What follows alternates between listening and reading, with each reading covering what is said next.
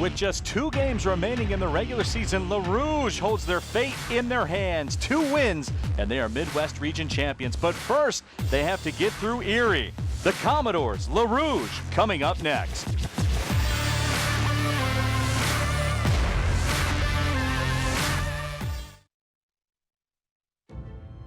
Soccer, that's the sport for the rest of the world. But here, it's the kids' sport. The one people played before they grew up, before they moved on. And people call Detroit a city of the past, a place where people were born and grew up before they moved on. But we see something different. We see the game as more than kids stuff. And we see Detroit as the city of our future.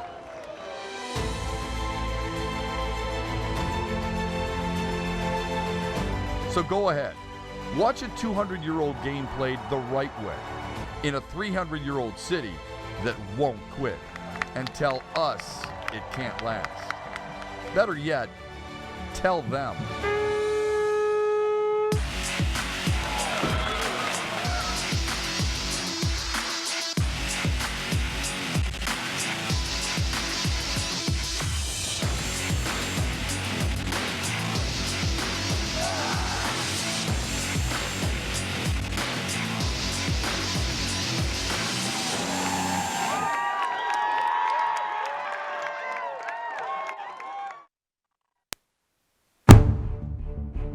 Good evening, everybody, and welcome to downtown Detroit. We're at Castech Stadium, where tonight, Detroit City Football Club plays host to the Erie Commodores. Alongside Michigan State assistant coach Cale Wasserman, my name is Neil Rule. Happy to have you along for the ride tonight. And coach, as we pull up the league standings, brought to you by RIS.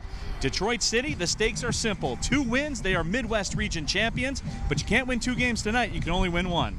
Right, you know, it's 2 big games this weekend, but obviously I think from Coach Pierman's perspective is you got to have a good first 15 minutes, and you can't do much beyond that.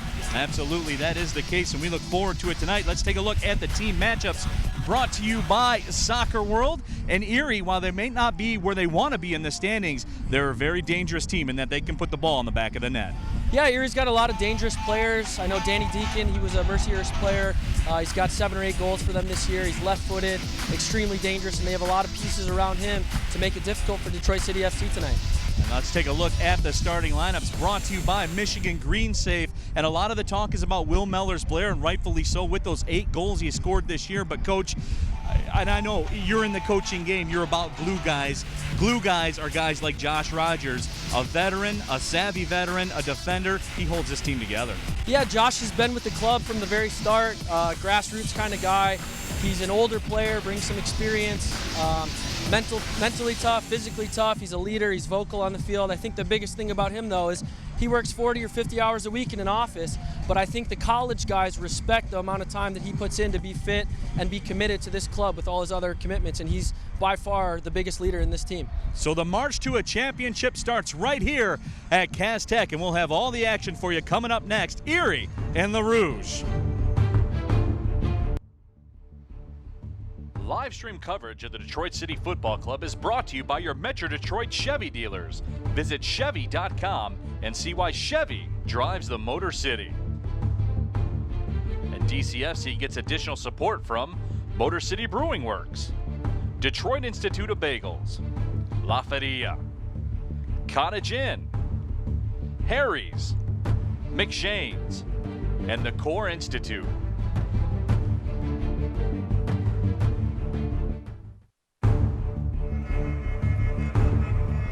Welcome back inside Estadio Castech. We're just moments away from the opening kick.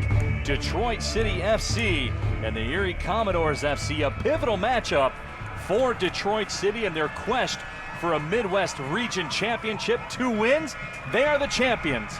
But you can't win 2 without winning 1. And up first is Erie alongside Cale Wasserman. My name is Neil Rule. We're happy to have you wherever you may be watching around the world. And Cale, assistant coach at Michigan State currently, former assistant coach here for Detroit City Football Club. You'll find it's a lot easier up here. It's a lot less stressful. Yeah, I've been down on the sidelines, I've been in the stands, and now I'm up in the booth, so third time's a charm, I guess. We'll see how it goes. Looks like it's going to be a fun one.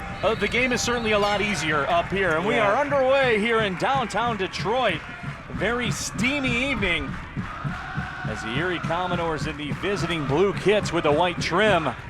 Detroit City in the crispy white unis, and here comes an opportunity right off the kick as goalkeeper Danny Mudd out to slide and pick up the ball, but before that a stoppage in play and kill. A very dangerous situation here for Detroit City. Yeah, you can see Detroit was a little direct early on, and I think the first 5 minutes or so you're going to see that, just putting Erie under a little pressure. But you've got guys like Cyrus Sadie up there who are so quick and technical, are going to draw some fouls, so hopefully they can put this one on frame. Cyrus Sadie in his 4th season here for Detroit City, standing over amongst a trio of DCFC players. And here we go, Wade Allen over there as well. Wade Allen measures it instead. It's a left foot on frame. That is just saved over the top of the crossbar, and some fireworks early. Yeah, I had a chance to coach Alex Isevsky at Saginaw Valley, and he's got a dangerous left foot, so that will that'll cause some havoc if he gets free at top of the box. Now here comes a corner for Cyrus Sadie as he serves it up into the box. It's headed up towards net. Miller's player with a right foot, and now Mudd will punch it up to the top of the box, and it's cleared out. The ball will be served back up towards the Erie box. As the ball trickles over the line, here's a Game Time Weather brought to you by Grand Circus, bridging the gap between Detroiters and the businesses that want to hire great people. Kickstart your career with Grand Circus. For more information, log on to grandcircus.com. Game time temperature of 86 degrees. And it is every bit that 86. I would guess that humidity's up there around that 86% mark as well. And Coach, what about that? Hydration will be a key tonight. Yeah, you know, it's a small field, so they're going to be buzzing around, and the legs will wear if they don't, manage the game a little bit and hydrate. So we'll see how it goes for 90 minutes here. So Erie trying to possess as that pass was sent over for Danny Deacon. Out of his reach, trickles over the sideline. Throw-in coming for LaRouche. Wasowski tosses it in. Now Erie controls. On the right side, here comes Zach Shiwi. Shiwi sends it up ahead, but out of the reach of Latif Alashe. So Alashe getting the start here tonight.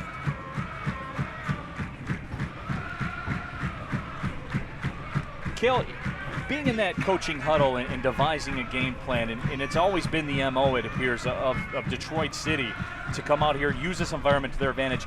They come out the first 5 minutes. That's a point of emphasis as your coach. Buzz the first 5 minutes, use this crowd to your advantage. Yeah, absolutely, and you see some changes in the lineup with Wade Allen starting again and Sebi Harris in the midfield to break some things up. So early on, they're going to try to, control the tempo and get forward, hopefully.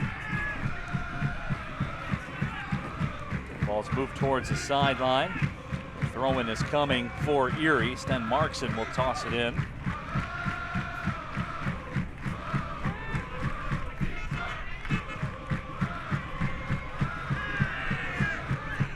Ball served over the top of everyone and out of play. So a goal kick upcoming for Alex Boyanek. Plays his college soccer at Saginaw Valley State University, the native of France. Fans tonight, during the 7th minute, the supporters and everybody affiliated with Detroit City in honor of the tragedy in Chattanooga will recognize a moment of silence. Detroit City FC's thoughts and prayers are with those impacted in Chattanooga, and with Chattanooga FC, who played a large part in inspiring DCFC's owners and helping build a framework of a successful club on and off the field. We support Chattanooga. We will observe the moment of silence in the broadcast as well to honor those that lost their lives so tragically in the state of Tennessee. And again, just to reiterate the fact that in Chattanooga, Detroit City stands side by side with you. We will honor that moment of silence as well here in the booth. Right now, Erie controlling on the left side of the field. Pass was taken away by Shiwi. Ball trickles over the sideline. The throw-in is awarded to Erie.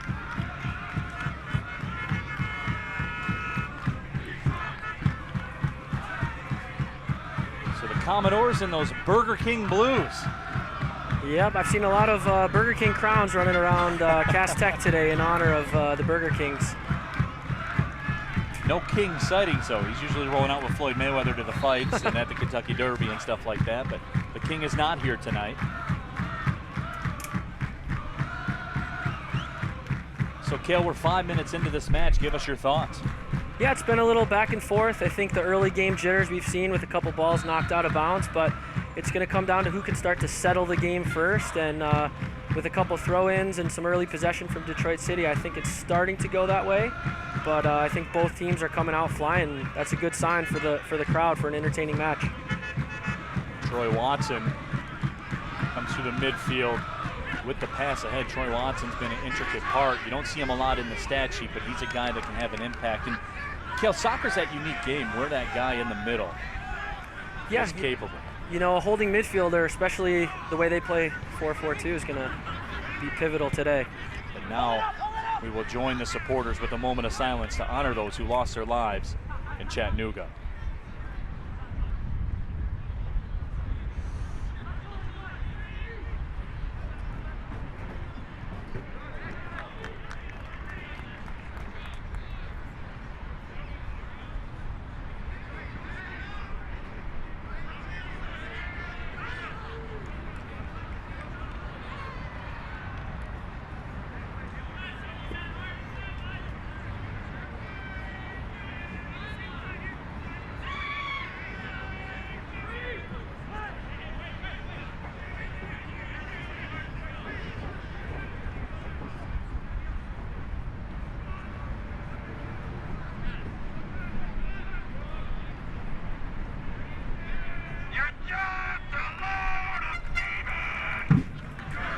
Thank you for that moment of silence. Again, we stand side by side with the city of Chattanooga for the horrific events that took place there.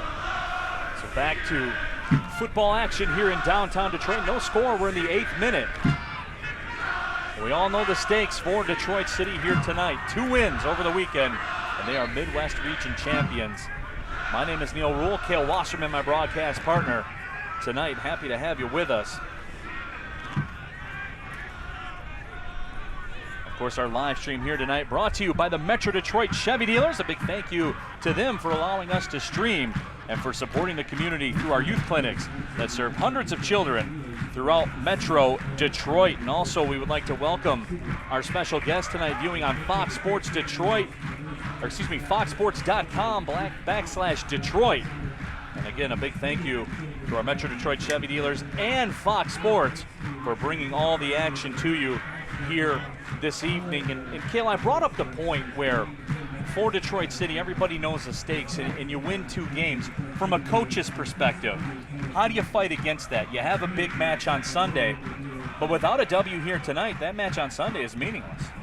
Yeah, you know, with Madison playing tomorrow, you really just have to focus on today and put your best 11 out there and really try to control the game from an early standpoint. And you know, I watched the guys warming up, and they looked relaxed. It didn't look like anyone was too stressed out, which is always a good sign when you've got such a high-pressure situation in front of you. So Wade Allen serves the ball up towards the box, looking for Will Mellors-Blair. Mellors-Blair got an early touch, but he has really implemented a scorched earth policy in terms of goal scoring this year. Tied for the Midwest Region lead with 8.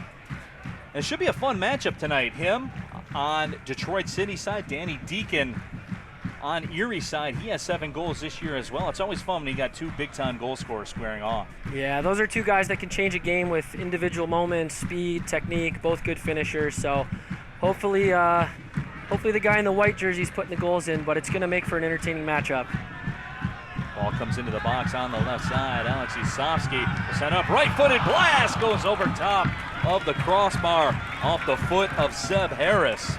Yeah, it's great to see an outside back getting forward and keeping the ball, getting Sebi Harris involved on a late run from midfield, and that's a new position for him, so we'll see how he adjusts today, as usually he's playing in the back line, and he's already seemed to make an impact in the midfield.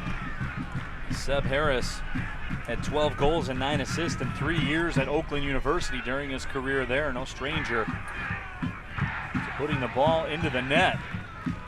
Yeah, Sebi's got a ton of experience outside of college as well, playing in the professional ranks in England, and he's one of the elder statesmen along with Josh Rogers, who we spoke about pregame, and those guys make a big difference to these young guys that are playing. Speaking of Danny Deacon, he has control on the left side. Recently announced he will transfer to South Carolina of the SEC from Mercyhurst. He was a two-time Division II All-American. Very decorated, very accomplished. It's been a force here for Erie this year. Ricardo da Silva plays it to the left side. Here comes Deacon again. Campbell. And Danny Deacon's playing on the left, but you'll see he's got the freedom to roam. He's over on the right now, and he has pretty much carte blanche to attack from whatever position he wants with his ability at this point. Danny Deacon over on the right side. LaRouge wins the throw-in. And it's interesting, Cale, when you look at Danny Deacon, when he has the ball in his possession, you see the respect that the defenders give him. They give him some space because you don't want to get sucked in. Yeah, and Tom Davis, who's the number 2 playing holding midfield for Erie, makes a big difference. His discipline and ability to keep things organized in front of him kind of allows for that freedom for Danny to attack from wherever. And I think he's going to be a key point in that partnership of allowing that freedom for Deacon. 11 and a half minutes gone by here in the first half. There's no score. Detroit City Football Club and the Erie Commodores FC. Little MPSL matchup for LaRouge. Long ball served ahead. Cyrus Sadie takes control. Now it's taken away from Sadie. Pass touched by Eric Campbell. Played out towards midfield. Latif Alashe, who was 5th all-time in University of Michigan in matches started. Very decorated college career. Alashe also 4th all-time for Detroit City in matches played. Yeah, he was there the first year, helped start it all, and has continued in 4 seasons to be a pivotal player for this team.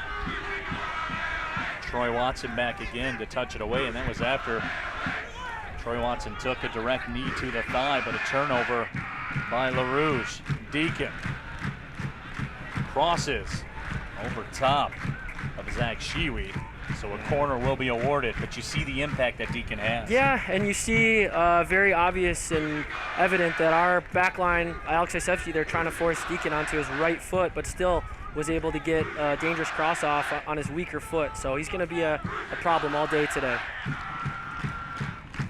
So here comes the corner for Erie. Served up in the box, headed up above the crossbar. That was Eric Campbell and got his head on it. So again, a strong first 5 minutes for LaRouge, but Erie has been able to put some things together here over the course of the last couple minutes. Yeah, it's been down in this half, and you know they've got a little energy coming out early as expected. They're a better team than their record shows, and you know I think they've started to settle the game down and gain a little ground in this Detroit home turf. That ball served all the way up to Danny Mudd, and Danny Mudd, who has an interesting history with the Northern Guard. Cale, you were sharing some of this story with me in the pregame. Actually used to wear a pink jersey in net, and the Northern Guard, well, they gave him the business about it. Yeah, he was one of the main targets for the Northern Guard from day one, and he enjoyed some banter back and forth with them, and I believe his bright pink goalkeeper jersey, and I'm sure we'll get to the rest of the story in a minute, but I believe I saw a Northern Guard member wearing that in the crowd as he was so generous to be a part of their Hooligans for Heroes campaign, and now you'll see that in the crowd. Stan Markson has it taken away, and in fact, yeah, he donated that pink jersey to the Northern Guard, who then auctioned it off and took the proceeds and gave it to the Wounded Warrior Project. Yeah, I believe the total went to $740, and it was a testament to him kind of, oh, there it is. And Erie connects from the left side. Yeah, they've been down in the end for a couple minutes now, kind of pushing for a chance, and one shot, one goal. That's a dangerous moment, and they converted. So the Erie Commodores find the back of the net here in the early going to get the jump. on DCFC. And we'll have another look at the goal in just a moment. Deflected. Looks like it went off Josh Rogers and in. Yeah, Josh was trying to make a last-ditch effort there, and just that little deflection made all the difference. You can't fault the center back for trying to block a shot, but every once in a while the fate kind of goes against you. Jimmy Barrios with the shot. Now the ball's played up the left side as Wade Allen will give chase, run it down and serve it into the box, but it's out of the reach of Mellors Blair. Jimmy Barrios connects. Rogers trying to prevent the shot in. Deflected it in. Certainly nothing he can do much in that regard.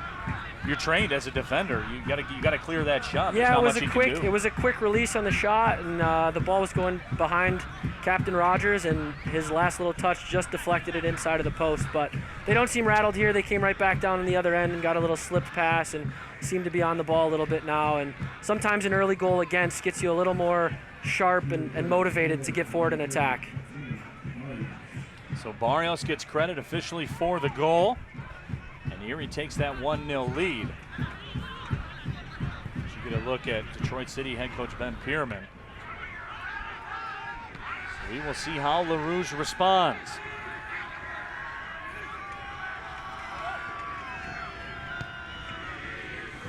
Deacon swings it out to the left side. Ball touched out of bounds. Austin Solomon over there for Erie. He will toss it in. Right in front of the Northern Guard as they break the Tetris out. Yeah, and Erie's been coming here for a few years. Some of the newer teams in the NPSL take a little time to settle in, but Erie's got a long history of coming up to Cass and dealing with Northern Guard, so they seem to be quite comfortable on the field right now, and you know, it shows in the scoreline, but Detroit looks to be making a push to come back. Of course, LaRouge has shown their capabilities all year long. They can score goals in bunches, especially here at Cass Tech Stadium. Zichovsky will toss it in. Youngest player on the city roster.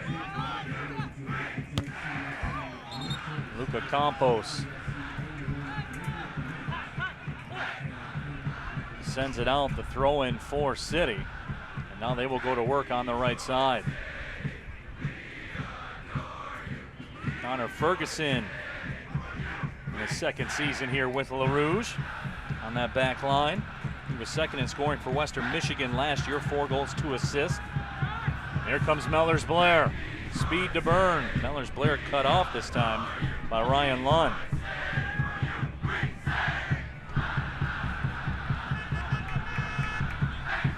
Ball played back to Boyanik.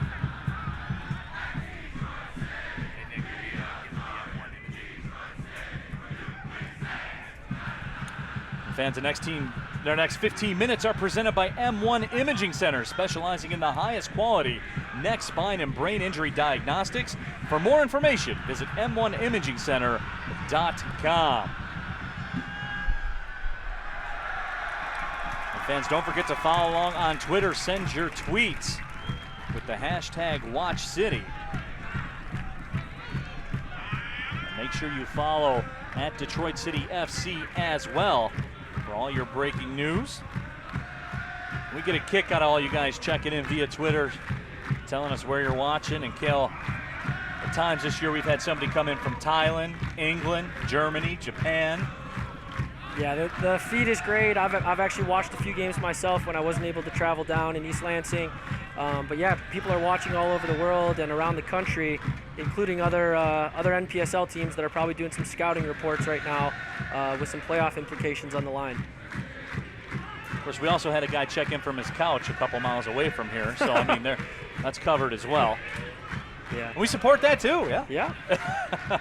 You can see the game started to settle in a little bit. Once Erie got the goal, they've really started to drop their line of pressure, which when you give Detroit City time on the ball, that can come back and haunt you a little bit. So we'll be interested to see how these next few minutes go with Detroit holding on to the ball a little bit more in their attacking end. Kill, for the soccer simpleton, in terms of that defensive style, I would say that that's dangerous, and here comes a dangerous opportunity. That right-footed shot is blocked. Now the ball trickles into the box where it's cleared. I would say that's a dangerous style to play, just in that the longer City possesses the ball, the more opportunity Will Mellors-Blair has to burn you with the speed. Yeah, and they take away some of Will's qualities if they drop deeper because there's less speed behind. But I believe there's enough midfielders and technical players around the field that if there's possession, they're going to find little opportunities to create chances. So no matter how many times a coach tells you to push up, as a player, I think naturally you start to sag a little bit when you've got that 1-0 lead, and you can kind of rest your legs a few minutes here, and we'll see if it pays off for them or if this tactic kind of comes back to bite them a little bit. Only time will tell. Danny Mudd puts the boot to it, sends it a long way down the field. Mudd played his college soccer at Mercyhurst. Second team All-GLIAC performer, had a 6-match shutout streak during his college career, so he is capable of putting zeros on the board. Here's Danny Deacon with it.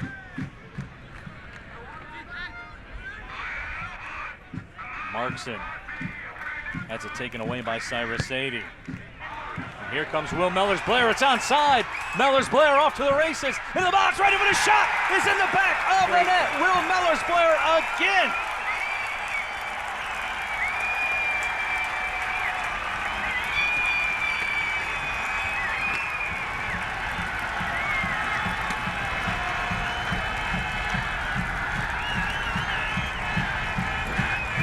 Three words: Will Mellors-Blair. Absolutely, and can't be said enough what Cyrus Sadie did there to work and get that ball and fight for it on the sideline. He did an unbelievable job to put Will in a position there, and Will does what he does. He had the space behind and great touch forward, and he's pretty clinical in the box, and Daniel Mudd saw it firsthand right there.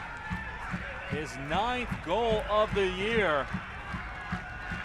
He leads the Midwest region in that category. He strikes again. Now the smoke bombs pour out of the Northern Guard. And we are tied at 1. 22 minutes in. Here comes Mellors-Blair on the run again. Puts the brakes on. He still controls. Just that quickly, he can turn a match on its ear.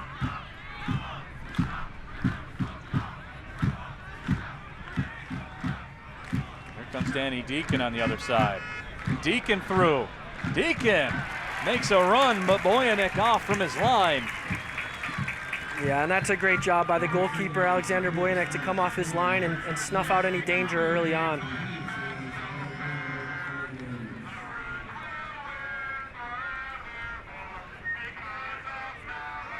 Yeah, and just going back to our talk about higher lines or lower lines of pressure, you saw it kind of came back to bite Erie in the butt a little bit. They started to sag and lost a little bit of that mentality, and when they did get forward, I think their back line kind of got caught sleeping because they were used to sagging a little bit, and Detroit City took advantage of it clinically. And now, I mean, it's never as if the life has ever taken out of this stadium. But there certainly is a breath of fresh air that's been taken in on this steamy night. 20 minutes into the half, that's a great, nudge of confidence, not only for the players, but for the fans to get behind the team. Not that they ever sag, but you can tell there's a little extra energy coming out of the crowd right now. Of course, keep in mind, DCFC needs 2 victories coming in. They trail Erie in the standings by 2 points. So a tie really does no good. Or excuse me, they trail Madison. Erie is the one tonight trying to prevent them from catching Madison. And they found a great balance to be an attacking team. They never really sit back and play for a tie, but they're constantly attacking, but have done a good enough job this year to keep goals out of the back of the net. And if they can do that, they're going to get their chances with players like Will Mellors-Blair, Tyler Channel, Wade Allen, Zach Sheeby from outside back getting forward. Obviously, Tyler's not in right now, but Wade's doing a great job wearing down this back line, and I'm sure we'll see him coming in later into the half or into the second half. Markson with a strong right boot, sends it over top of everyone. That will trickle over the line. So the throw-in coming for Seb Harris. Of course, who could forget the electric game winner he scored in the 88th minute against Cleveland earlier this year. Yeah, my favorite part about that was when he thanked his wife for all the time she's letting him put in with Detroit City. He's a great guy, a good player, and he's a big part of this team. Certainly was one of the magical moments of this season. And Cale, if City is able to fulfill their goal and come away with a Midwest Region Championship, as a foul as Will Mellors-Blair is taken to the ground, championship seasons are marked by magical moments. Absolutely, absolutely. And the amount of smoke that was on the field, and the sun was down, the lights were on, everything came together, and for a guy like that to get a game-winning goal, that could be the defining moment and the couple points that make all the difference late in the season. Lisowski plays it to the middle of the field. Here's Cyrus Sadie. He connected with Will Mellors-Blair to get the goal. Now on the right side. Ball served into the box. Wade Allen was the target. Yeah, you see a lot better movement from Detroit City. Guys tucking in, overlaps happening right there with Sebi getting around Zach Shiwi, and that creates some danger for the defenders trying to track runners in those kind of situations. Mellors-Blair knocked to the turf again. Seb Harris deflects the ball, and diving and making the stop is Danny Mudd. Fans, keep in mind this live stream is playing on foxsports.com/Detroit. A big thank you to the Metro Detroit Chevy dealers and Fox Sports Detroit for the support. Make sure you log on to foxsportsdetroit.com for all of your Detroit sports information needs. Detroit is definitely attacking these first balls and 50-50s, which Erie needs to be careful of giving them that freedom. The offside flag is up. Will Mellors-Blair can't believe it. There's about 3,900 referees here that disagree with that call as well. Yeah, that was a close one, and had Will gotten behind, that's one of his most dangerous plays of the game right there.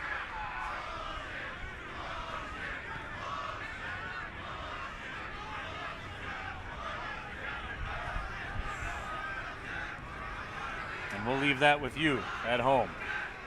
We'll leave that up to the fans on the couches. You guys can make your own conclusions on that call. We just present you with the facts, and you make your own decisions. Yeah, I think as part of my contract as a college coach, I need to be careful what I say about referees in the public eye. So you never know. You never know who's going to be coming through East Lansing. Exactly. Right?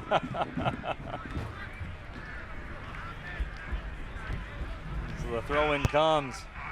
Lisowski touches it. Now it's cleared out. Josh Rogers will track it down.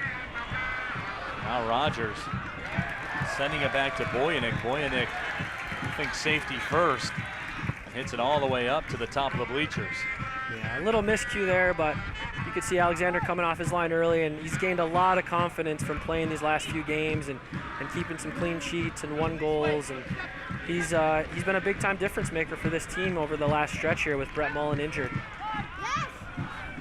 Here comes Cyrus Sadie.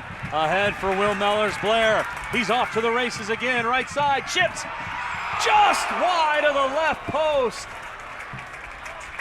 Yeah, and Erie's begun to play a dangerous game here, keeping this high line with guys like Cyrus Sadie and Troy Watson who can play balls in behind to Will and Wade. Chances are coming aplenty these last few minutes here.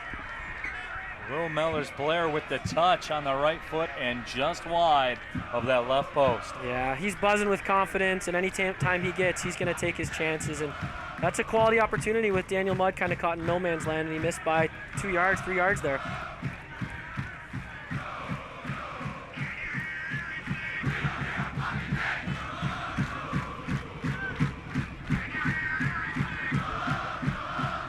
Served up towards midfield, 50-50 battle. Wade Allen grabbed from behind and fouled.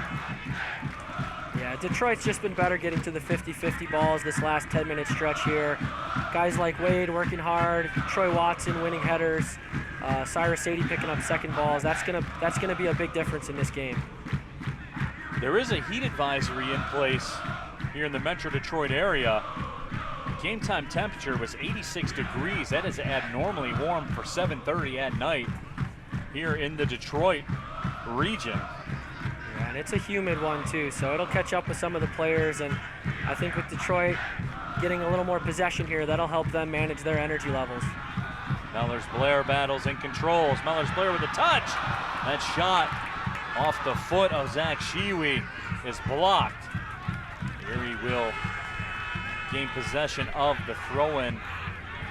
And Cale, what's kind of the minute mark when you're a coach and you're a staff and you know you have a 90% humidity evening, the temperature's in the high 80s. What's kind of the minute mark where you take a look around and really take stock of where everybody is from a fatigue standpoint? Yeah, I think you start after checking guys early on into the late stages of the first half. Right around now, you got to ask guys how they're feeling. Sometimes a little dehydration sets in earlier than others, but most of these guys late in the season are pretty fit. You're more worried about any guys coming off injuries dealing with this kind of heat and humidity, but everybody on both teams seem to be dealing with it well at this point, and towards halftime, I think a little more gauge will be appropriate. Jimmy Barrios opened the scoring for Erie here in the first half, but Will Mellors Blair responded. So we're in the 31st minute of a 1-1 game. 2 victories for LaRouge equals a Midwest Region championship.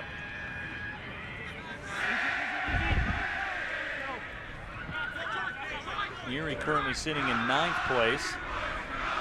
Their playoff hopes have been dashed. But they have been a very game side here tonight. And Cale Wasserman and myself, I'm Neil Rule. Happy to have you with us. We've talked about it at great length. Erie, a very dangerous team because they're capable of scoring.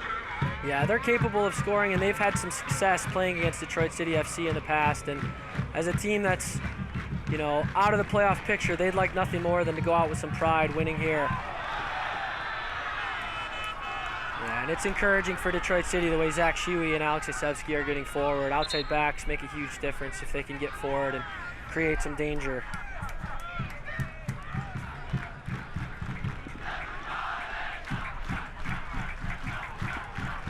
So now the throw-in coming for LaRouge. Looks as though we will get a substitution here. Tyler Channel will come into the game. So Channel, who's second team all-GLIAC performer, second in the GLIAC in goals for Saginaw Valley State back in 2013. Yeah, and that's a predetermined substitution. It's not often you see teams sub out guys 30 minutes into the game, but Wade's a great disciplined defender and works hard that first 30 minutes, and Tyler can come off and play the rest of the 60 and hopefully create some more chances. They're kind of two different players, with hold-up play being one and one being more creative. Tyler Channel shaken up a bit as he locked horns in the box. Now we are ready to roll. Corner served. It's headed out of harm's way temporarily. Shiwi with the right foot will blast it out towards the parking lot over by Lindsey Pearson's Mercedes, her main Mercedes.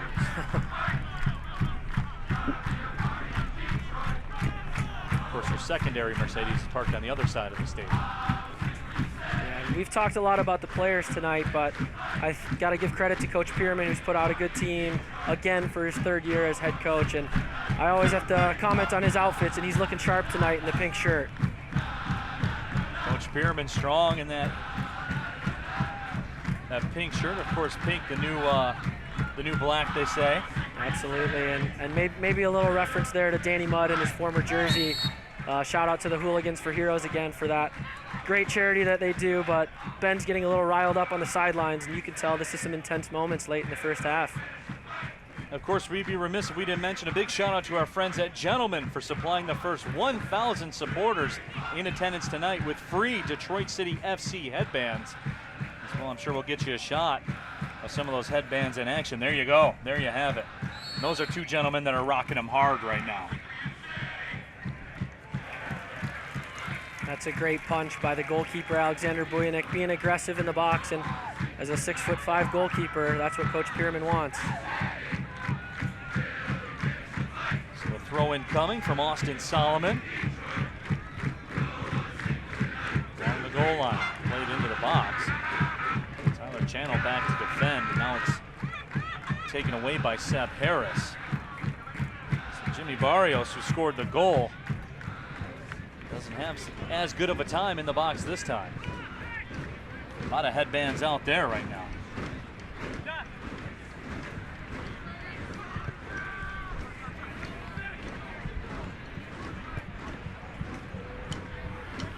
Osofsky turns it to the left corner, looking for Channel, but the ball squirts free to Danny Mudd.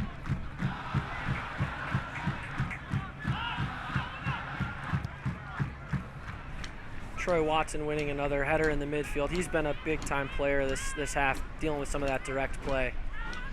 And again, he's a guy I talk about, and I've talked about all season long. Troy Watson winning those headers. There's not a stat category for that, that goes in the official box score. Yeah. But don't get it twisted. That's something that's as important as anything else out there in the field. I've known Troy for 3 or 4 years now. I recruited him at Saginaw Valley, and he's one of those guys. He's super laid back, and his body language is almost casual at times. But don't let that fool you, because he will come in and win tackles and win headers, and he's a big-time player for them in that midfield.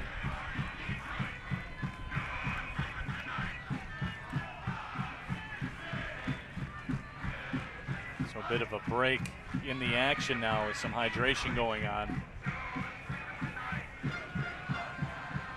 We got some cramping, it looks like, out there on the field. Yeah. That's going to be a running storyline here this evening as we'll take a look at the replay. And actually not cramping, he caught one in the left shin there. Yeah, Zach Sheewy's got a little bite to him. You got to be careful around him, but looking out at the field, guys coming over to the sidelines for water, different games call for different situations here, and a lot of times on a little injury break you see guys meet at midfield, but now they're running over, getting some instruction and getting some water, trying to cool down for this last 9-10 minutes of the half here. So the guys get a drink, get some instruction. We'll be ready to roll here. 36.5 minutes into this 1-1 tie. And fans, don't forget, the live stream tonight is also playing live on foxsports.com/Detroit. A big thank you to the Metro Detroit Chevy dealers and Fox Sports Detroit for all their support. Log on to foxsports.com/Detroit for information on all your Detroit sports teams.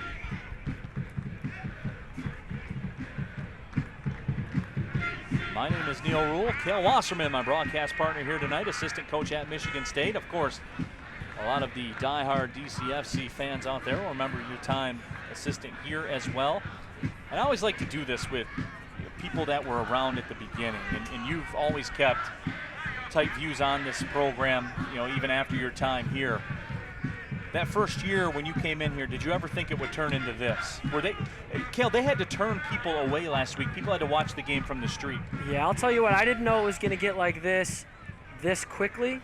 But when I had my first meeting with Kylie Stannard, who was the head coach that first year in that ownership group, a great bunch of guys with a great, amazing vision, well organized, and can't say enough about them, as well as the supporter section and everyone that bought in from the ground up early on. So definitely a work in progress still as it grows every game, but from 4 years ago till today, this is an amazing thing for the Detroit City, the city of Detroit, and all the people involved.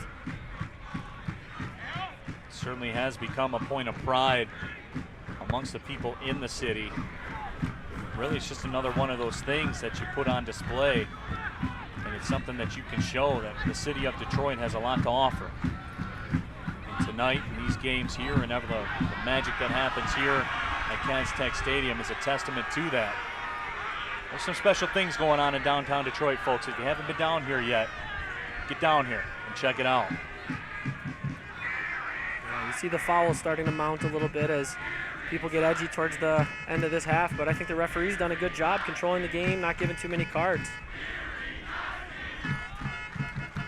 So Erie controls on the left side. Austin Solomon with it. Ricardo da Silva steps up. That foot is chipped up towards the box. Ball is deflected out away from a very dangerous Danny Deacon.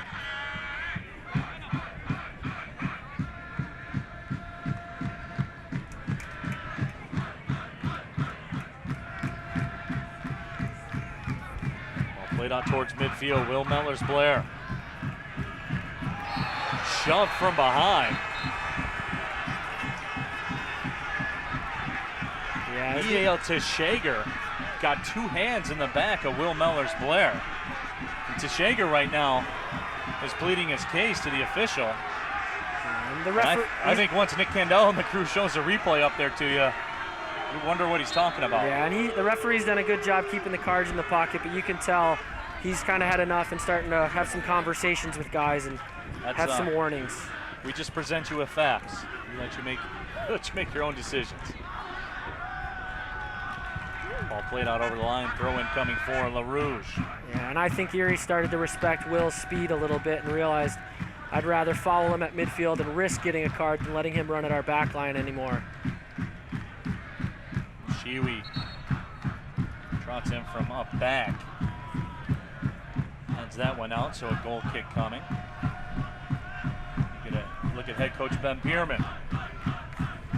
Yeah, and he's a passionate guy. You get a chance to work with him on a day-to-day basis at Michigan State, so he's get pretty connected with the ins and outs of what's going on with the team, but he really believes in the idea behind it and doing something special in the city of Detroit, and that's one of the reasons not only is he a competitive guy, but why he's so passionate about putting in all the time and energy he does with this program.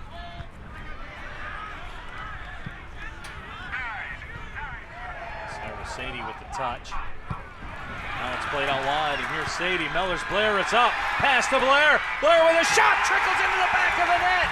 He did it again, folks. Will Mellors Blair. That is just a great combination between those three guys.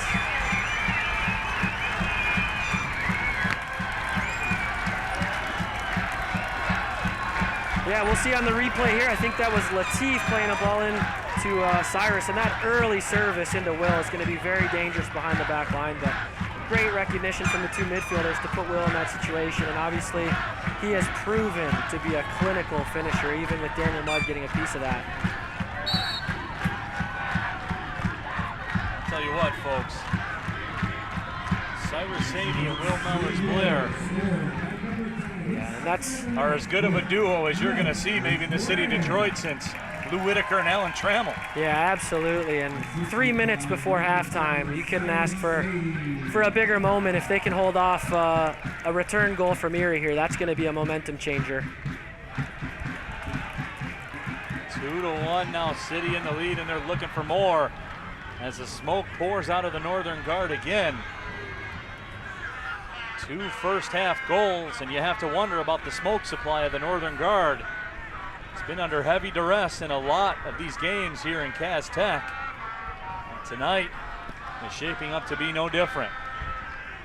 Yeah, and there was smoke in 2012, but I think the fans have taken pride in smoking this place out in the last couple of years. And now Channel on the run. Some nifty footwork there from Danny Mudd, very dangerous. But Mudd able to get the ball out of the box. And right now, it's a LaRouge onslaught, Cale. Yeah, and with this kind of pressure and Erie kind of picking and choosing their moments to step and drop, kind of unsure with their style of what they're going to be all about, I think they've confused themselves a little bit, which is getting them into danger. And you can see Tyler Channel dropping into the midfield now and helping defend to try to close this half out.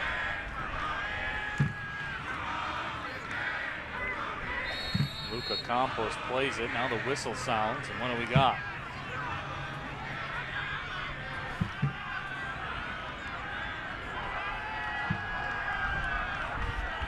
Zasowski was over there. This is Cyrus Sadie. Did the card come out of the pocket or no? I could not tell, but this referee has done a good job so far, and he's new to the state of Michigan. I actually know him a little bit, and kind of a transplant, which was dropped into our hands, and he's a highly ranked referee, and in an intense environment, it's not an easy job for anyone to step in that red shirt.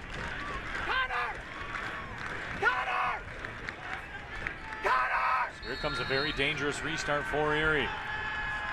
Towards the back post, over top of everyone and out of play, so a goal kick coming. But a very dangerous situation there for the Erie Commodores. Yeah, that set piece there, and Erie with a couple chipped crosses in the first half have proven they can manage the width of the field isn't the biggest, but they figured it out pretty quickly that if they can put their crosses in the right spots, they're going to create some chances.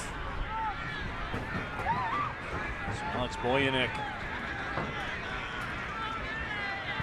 Puts the right boot to it. Regulation time is just about up here in the first half. We'll see how much stoppage time they add on. 2-1. Will Mellors-Blair in the lead over the Erie Commodores as he is struck for 2.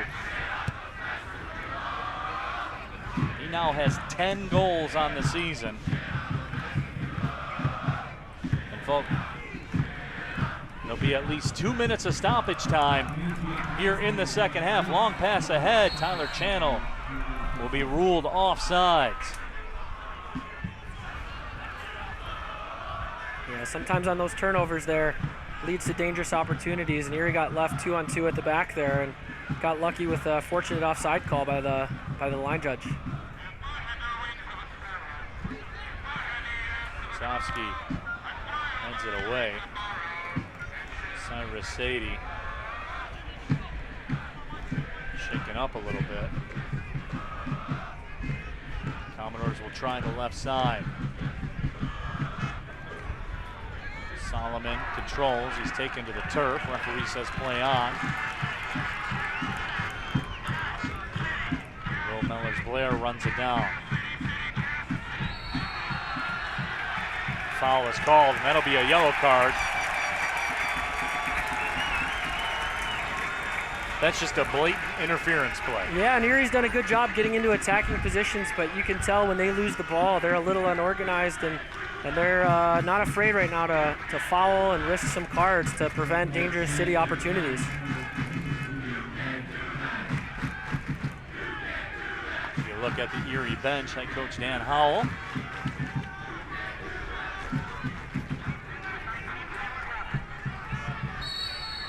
Eric Campbell goes into the books. Can't be much time left here in the first half. Ball played back up towards midfield.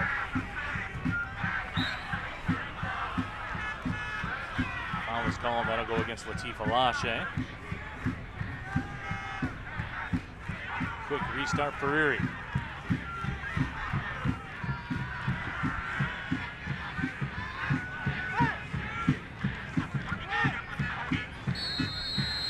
And the whistle sounds, and the first half is complete.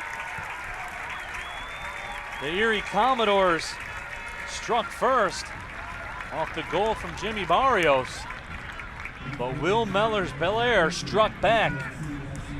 He scores twice to put Le Rouge up 2-1 after the first half of play.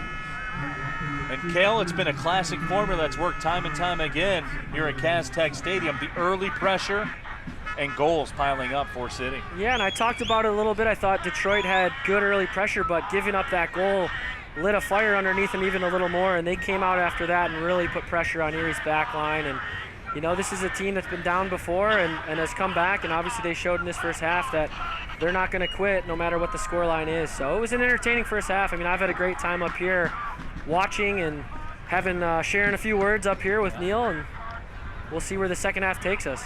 Absolutely, has been a good time. And right now, standing by with head coach Ben Pierman, our sideline reporter Lindsey Pearson. Lindsey. Thanks, guys. Coach, you saw Erie go up 1-0 early, but 2 goals from Will Mellors-Blair. What do you have to say about your team's response? We responded well. I thought we came out flying. Free kick, corner. Alex got in on behind on the left wing. And then we just 5-10 minutes, it was like ugly. So we deserved to be down, and then, you know, Cyrus and Will are good players, and, you know, the other 9 guys on the field really need to thank them because we were trash in the first half. That wasn't good enough. And what do you say to your guys heading into the locker room now for the second half? I mean, we got to work a lot harder. We can talk about style play, direct, build up, whatever. If we don't work hard, Erie's going to beat us because they're outworking us.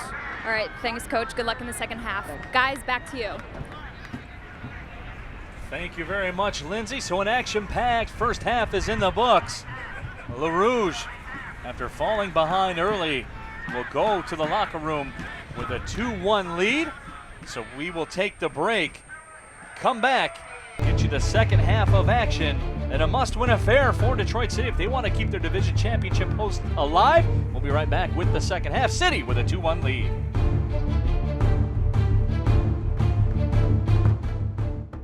I will sing for your city till you finish the fight. Gonna be a part of your DJ. No one sleep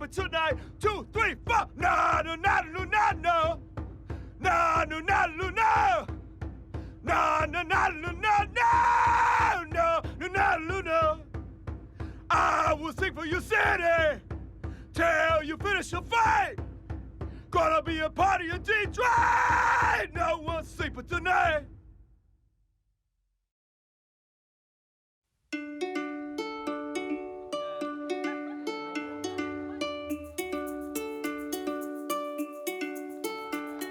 The motto of Detroit City Football Club is passion for our city, passion for the game. And now, in the summer of 2015, with the help of Flagstar Bank, an additional line can be added, passion for our neighborhoods. DCFC, Flagstar, and the community advocates of Detroit are working together to organize the inaugural Neighborhood Champ program. The goal of the initiative is to provide 60 residents from neighborhoods across Detroit free transportation, tickets, and giveaways to each LaRouche home match in downtown Detroit.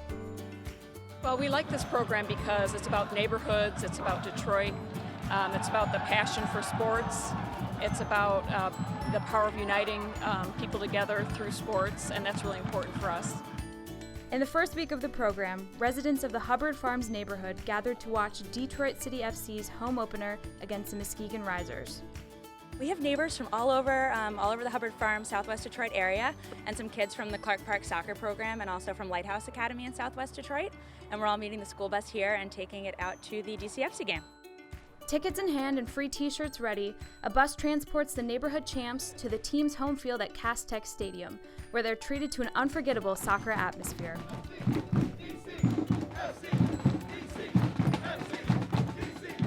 In 2015, neighborhood residents from all across Detroit, from Osborne to Grandmont Rosedale to Springwells, will be lending their voices to the sold-out crowds all season long. And hopefully, thanks to Flagstar and CDAD, they will head back to their neighborhoods with a new love for soccer and the pride of being a part of Detroit's soccer team. Strong neighborhoods are a backbone to a vibrant city, and so there's a great revitalization going on in Detroit right now, and it's important that that happen all across the city. And so we love to support organizations that do just that in the neighborhoods. DCFC, Flagstar, and CDAD, bringing the beautiful game to Detroit neighborhoods all summer long. DCFC! DCFC! DCFC! DCFC!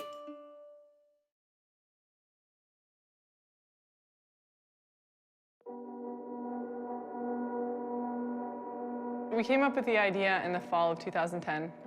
We wanted to start a business that we felt good about and that we could 100% stand behind. Our company has integrity, and the way we do everything within our company is the right way. I mean, we're not cutting corners on anything. 3 to 5 pounds of organic produce goes into one bottle. So there's no water added, no preservatives, it's unpasteurized, there's absolutely nothing else, it's just fruits and vegetables. It's been really cool to introduce real food to people and see how they get really excited about it, and then they realize that it's working for them and it's making them feel better, and then they come back. In the cold press method, all of the ingredients are juiced separately. So the produce is essentially put into cloth bags and it's pressed with 9 tons of pressure. We didn't co-opt anyone's recipes ounce by ounce, we made them up. So we just got a bunch of greens and put them together, and we knew once you start tasting, you realize, well, this is bitter, this can't go with this. You begin to know the nuances of each ingredient and how you can mix them. We mix all of the juices by recipe, literally down to an ounce. So we do them in pretty small batches. You know, we try to kind of maintain the quality and control of everything. We don't make something and set it on the shelf and then it's good for a few months. We have this logistical orchestra happen every single day where we have to keep fresh product coming in, manufacture it, move it out, sell it within 3 to 5 days for our raw line. Our customer base is kind of growing with us, and it's pretty cool to watch because you see, when they first started, everyone was like, what is this stuff? Why is it $10 a bottle? And now it's, what else do you have? Yeah. What can I get that's a little bit more intense and a little bit more exciting? Our original location, which is a kitchen storefront combo, is in downtown Plymouth, Michigan. And, we're very grateful we actually outgrew that kitchen within a year. We have 5 locations now. 2 of them are our own stores and 3 are shared spaces. We've always been thinking about the future and what the next step is, and who's going to be drinking our juice, and what other products we're going to come out with, and what cities we're going to open in. So the future is always, it's constant. It's a constant part of it. We started looking at everything we had to do, and we decided we had to do it just perfect from the beginning. We just wanted it to be, we wanted it to be beautiful.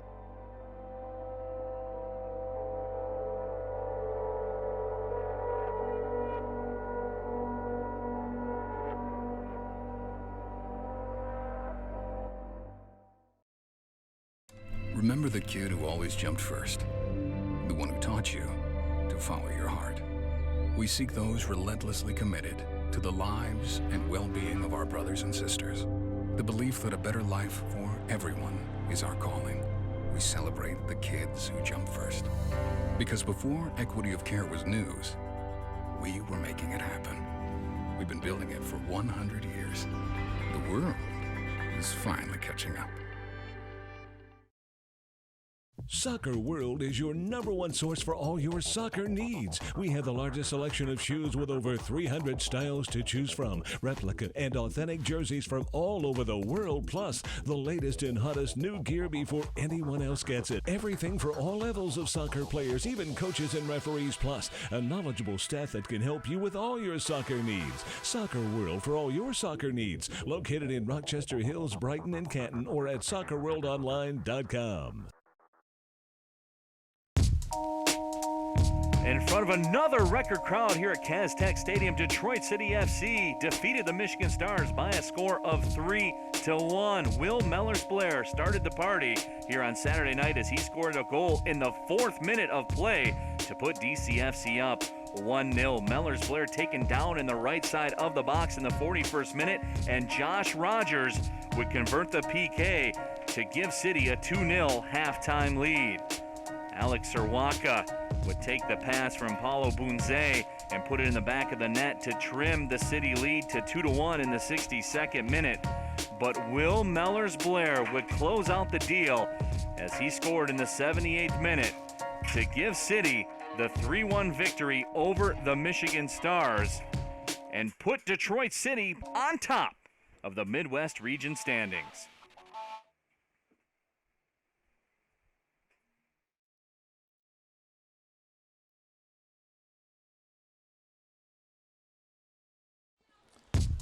In front of a record crowd of 3,701 fans, Detroit City FC defeated Lansing United 1-0 at Castech Stadium on Sunday evening. A very chippy affair out of the gates. We saw a lot of yellow cards, a lot of physical play.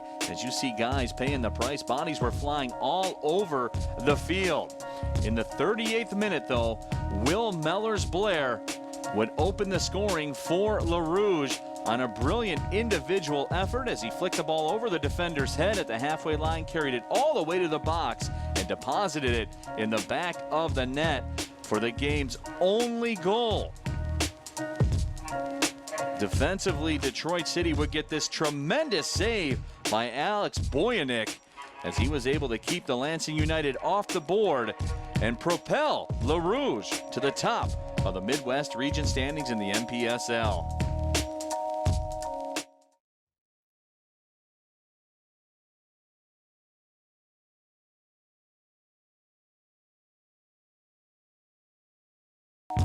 In front of 3,561 fans, Detroit City FC would dominate the Madison 56ers by a score of 5-0 at Castech. 32nd minute, Cyrus Sadie got the party started with a left-footed rocket that would put Le Rouge up by a score of 1-0.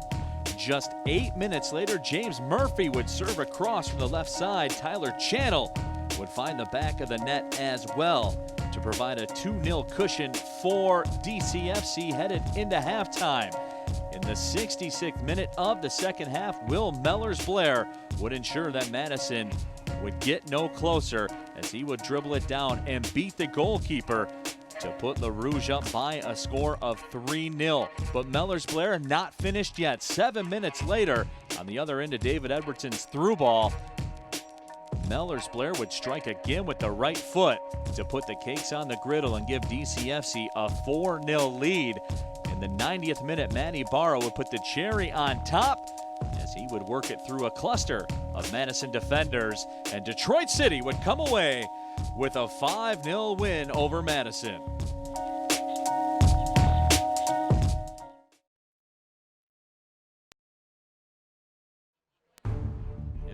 3,210 fans, Detroit City FC would beat the Minnesota Twin Stars 6-1, matching its most lopsided victory in team history at Caz-Tech Stadium. Take you ahead to the 6th minute, where Colin McAtee would send a through ball to Cyrus Sadie. Tyler Channel would get the party started with the goal to put DCFC up 1-0. 29th minute, Shiwi would send a cross into the box. Latifa Lashe with a world-class finish, 2-0 City. The 45th minute, Will Mellors-Blair took a ball off the clearance, took it into the box and scored to put City up 3-0. But they weren't done in the first half. Also in the 45th minute, Taylor with a perfect pass to Jeff Atkins, who would volley it over the goalkeeper into the net. DCFC would go to the break with a 4-0 lead. 54th minute, Jeff Atkins would carry it down the sideline, pass to James Murphy, and Murphy would get it on the party as well. City was in control, 5-0. 82nd minute, the Twin Stars would get on the board behind a Brian Chapman goal. That would be the only goal that the Twin Stars would get on the evening. Just a minute later, City would come right back when Murphy would find William Mellors-Blair, who netted his second goal of the night. That would do it. And Detroit City FC comes away with a 6-1 win over the Minnesota Twin Stars.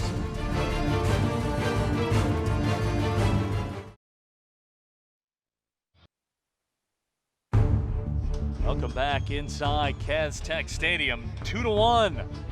Detroit City with the lead over the Erie Commodores as you get a look at the Northern Guard enjoying the halftime festivities here in downtown Detroit. Will Mellors-Blair the story. He struck twice in the 21st and 41st minute. Both goals assisted by Cyrus Sadie. Jimmy Barrios got the scoring opened in the game in the 14th minute, when he scored from inside the box on the left side to put Erie up 1-0 to start.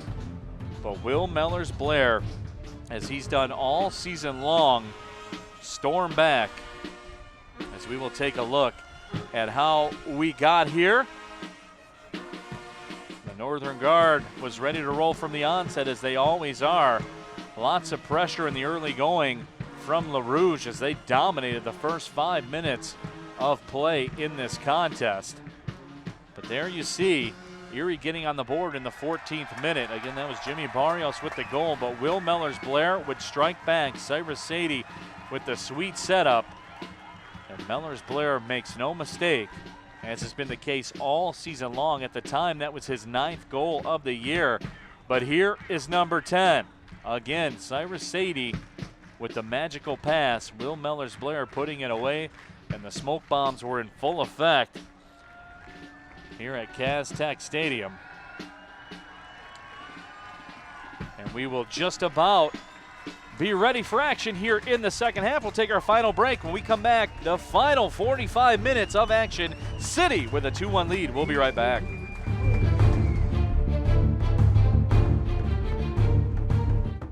I will sing for your city till you finish the fight.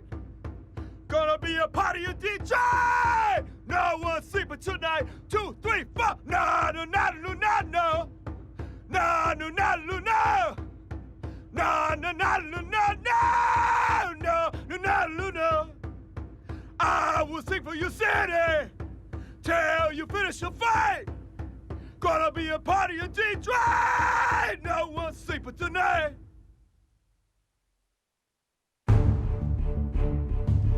Welcome back to Caz-Tech Stadium here in downtown Detroit. Second half just about underway. Erie will have the opening kick of the second half. I'll be joined here in the booth for the final 45 minutes of play by a guy who knows a thing or two about goalkeeping. Of course, it's Brett Mullen, as he will join us in the booth. Brett, welcome.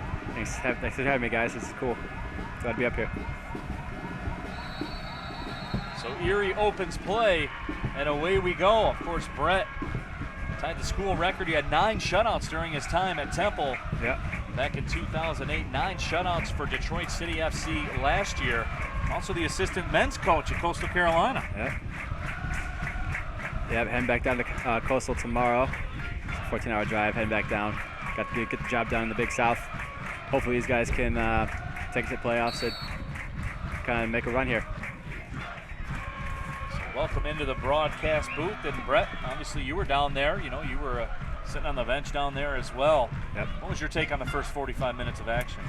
I think when we went to the locker room, we all, you know, Ben was saying that we're pretty lucky to be up right now. We weren't playing at the minimum standard that we always hold our players to. There's a minimum standard in the locker room where you work your butt off, and if you're not, you're coming out, you know, because we got a really deep bench. We got a lot of players that can come in and make an impact, and if you're not giving everything you got, then it's going to be tough for you to stay on the field. So they really need to ramp it up, play with a little bit more heart this half, and we should be all right. Ball is cleared out now. Will Mellors-Blair, speaking of a guy who has heart, is out. He's 1-on-2, but he still maintains control. Mellors-Blair chipped from behind. The foul is called. Yeah, anytime Will's on the field, I think it's pretty much guaranteed at least 2 goals coming from him. Anytime he's on there, he's so fast. You're not climbing out on a limb as of late. I mean, that's pretty much been the modus operandi of Will Mellors-Blair. You know, Brett, we've been talking a lot about the conditions. I mean, it's abnormally hot, 86 degrees at game time. You don't come across that too often here in the Metro Detroit region. The humidity through the charts. What's that like from a player's perspective? I mean, do you notice it? Yeah, it's we were talking before the game, and it's kind of like you feel like the humidity is so thick. It's like a weight that's kind of on you. It's tough to get enough oxygen, but the guys seem to be doing pretty well with it. It's definitely another factor to deal with, so they're doing pretty well. Tyler Channel plays it out, so the throw-in coming for Erie. My name is Neil Rule. Brett Mellon, the broadcast partner here for the second half of action. Cale Wasserman, the Michigan State assistant coach, sat in. Now here's a nice give and go, and a takedown in the box, and a PK will be awarded. Latif Alashe taken down, and a PK coming.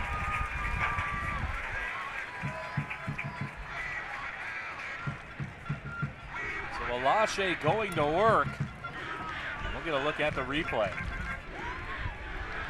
A good run from Alashe coming in. Bad tackle from Erie here, and see if Josh Rogers can put it away. He's been the man from the spot so far this year. So Josh Rogers on, had a PK in the 77th minute to get a tie against Buffalo. And now he's on here in the 49th minute of a 2-1 game. Can Rogers deliver from the spot? Ooh, no, a save is made. Tremendous save by Danny Mudd.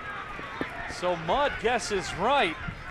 Yeah, that's when we got to put that one away if we want to expect to win this game. We always seem to have trouble with this Erie team. They're the only team to ever beat us at Cass. For some reason, they have us figured out. You know, if we get a PK, we got to put that away. So Rogers denied a tremendous save by Danny Mudd. Brett Mullen up here in the booth with us. I mean, Brett, take us through that from a goalkeeper's perspective. What did Danny Mudd do well? He did a good job before. I don't know if you noticed, he was kind of getting in Josh's head a little bit before he put the ball down on the spot, and he was kind of talking to the ref, standing in front of the ball, just doing any little thing you can do to get into the shooter's head is what you do as a goalkeeper, and he did a tremendous job. Big save, unfortunately.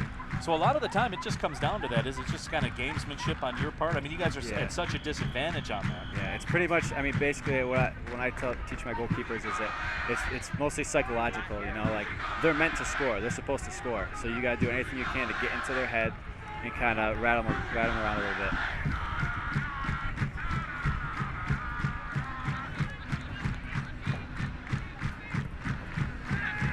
Send a special shout out to the Metro Detroit Chevy dealers for allowing us to stream and for supporting the community through our youth clinics that serve hundreds of children throughout Metro Detroit.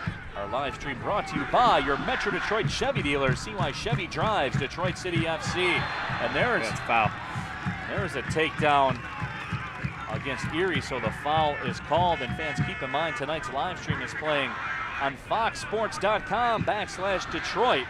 So a special thank you to the Metro Detroit Chevy dealers and Fox Sports Detroit for the support. Make sure you log on to foxsports.com/Detroit for all the information on your Detroit sports teams. Neil Rule, Brett Mullen with you. 51st minute, 2-1, City in the lead. Josh Rogers was just denied on a PK by Erie keeper Danny Mudd.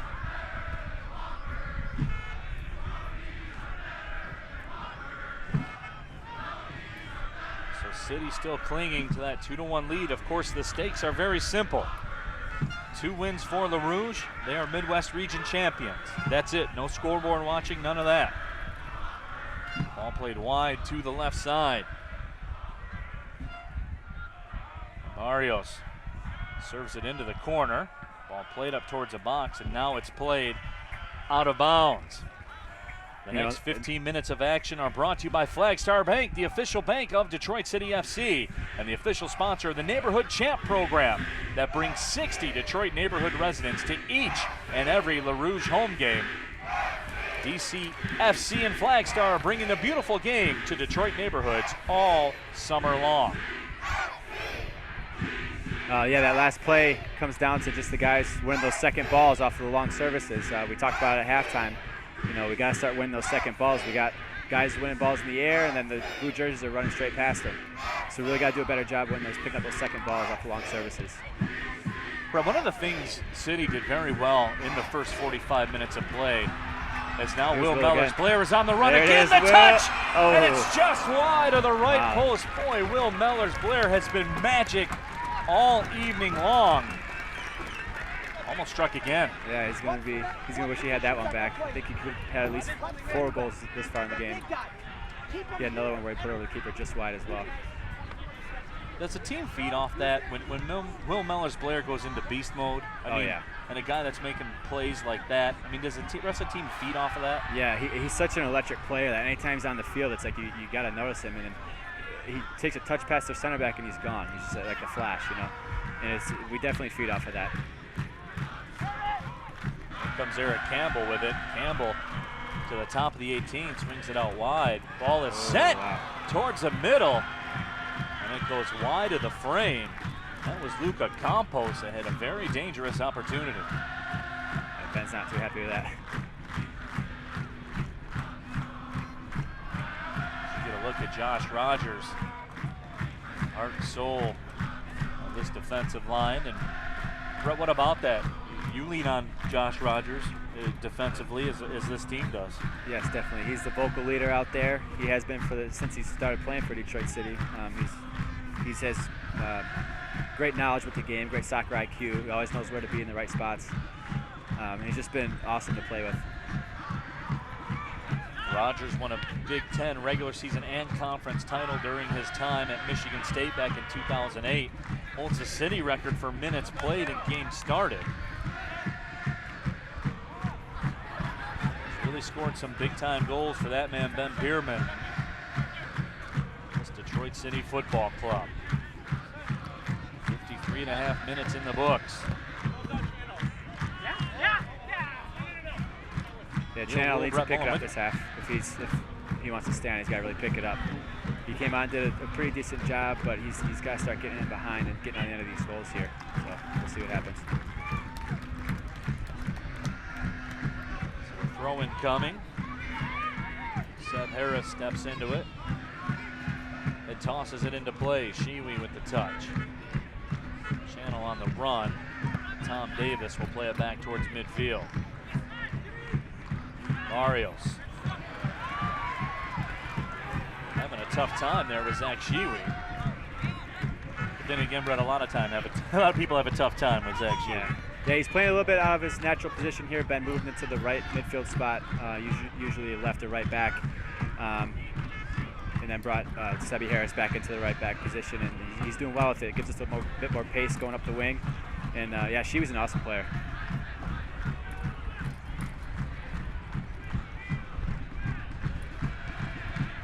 Seb Harris towards the middle. Watson. Just out of the reach of Mellors-Blair. Watson gets it back. Mellors-Blair has it taken away temporarily.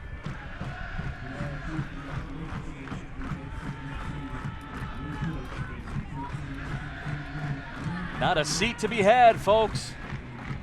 You got to get here early. Let's take a look at the upcoming games brought to you by Henry Ford Health System. The last regular season game in terms of MPSL play will be Sunday at Wisner Stadium in Pontiac against the Michigan Stars. Of course, they will be back in action right here at Cass Tech. That'll be next Wednesday, July 22nd at 7:30, and a friendly against the Windsor Stars. And don't forget the MPSL Midwest Region Tournament Friday and Saturday, July 24th and 25th.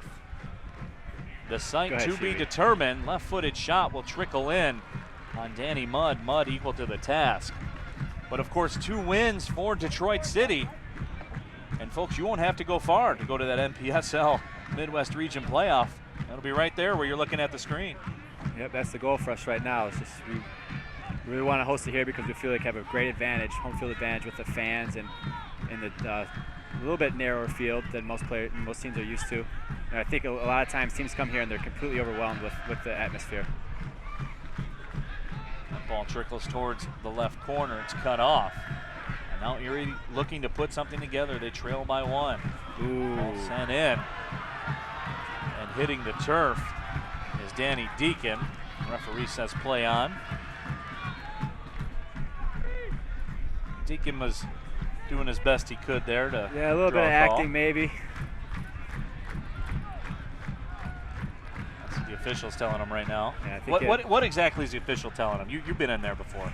Yeah, I think he's telling him, next time that you do something like that, because a lot of times the players come in, they dive and try and call it, get a PK. I think he's warning them, next time I'm probably going to give you a yellow.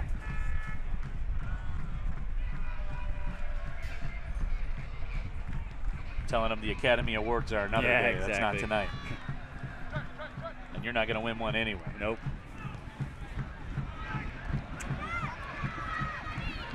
Ball served up on the right side. It's Seb Harris.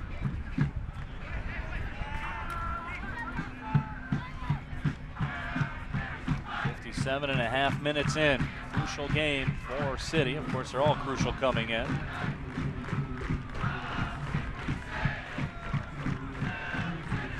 Brett, I'm sure you guys are expecting a large contingent of your supporters at Wisner Stadium. They'll probably do a Wisner Stadium takeover.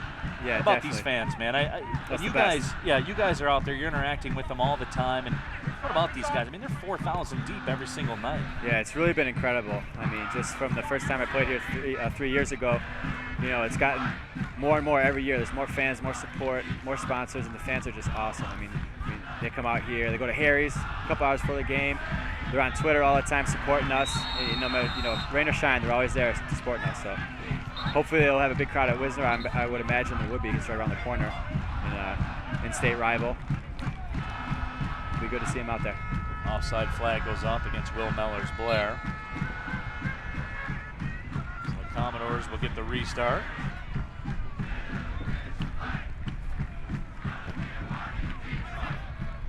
Luca Campos over. Done, Sebi. Substitution for Erie. Sergio Cobo-Wayne comes into the game. So Cobo-Wayne will see his first action in the Burger King Blues of the Erie Commodores.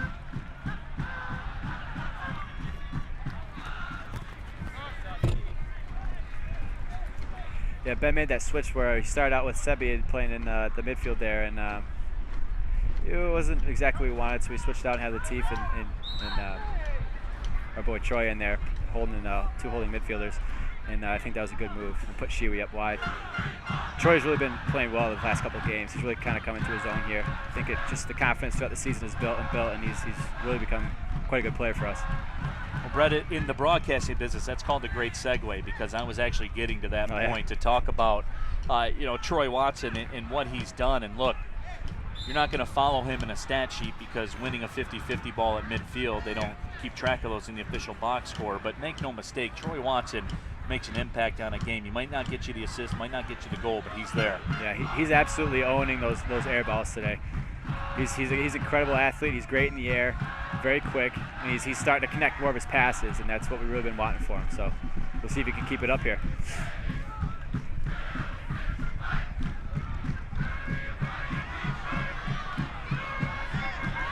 Good ball in. On sides is Tyler Channel.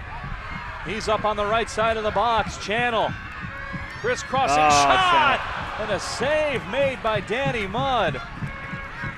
Better kiss his post on that one.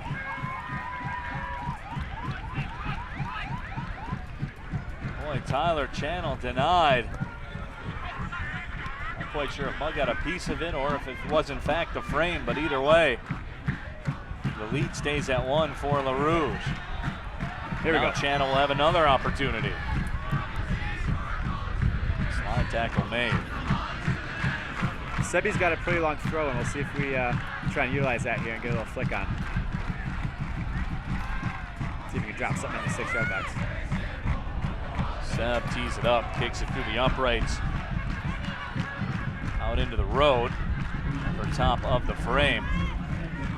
Is that Lindsey Pearson's Jeep over there? Keep that ball away from Lindsey Pearson's Jeep. Good job, guys. I think Lindsey took the higher deductible to keep those insurance premiums down, so you can't have the balls bouncing over there. Fans, don't forget you can follow along on Twitter. Send your tweets to @DetroitCityFC with the hashtag WatchCity. Tell us where you're watching the games from. Had a check-in from Oklahoma, check-in from Kansas, and all. They both told me that the heat there is nothing, that where they're at, it's pushing 100, so we appreciate you sweltering through the broadcast.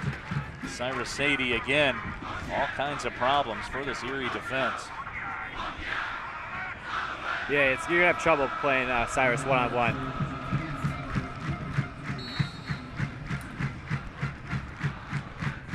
Third minute. Ball served towards the back post. Goal kick awarded.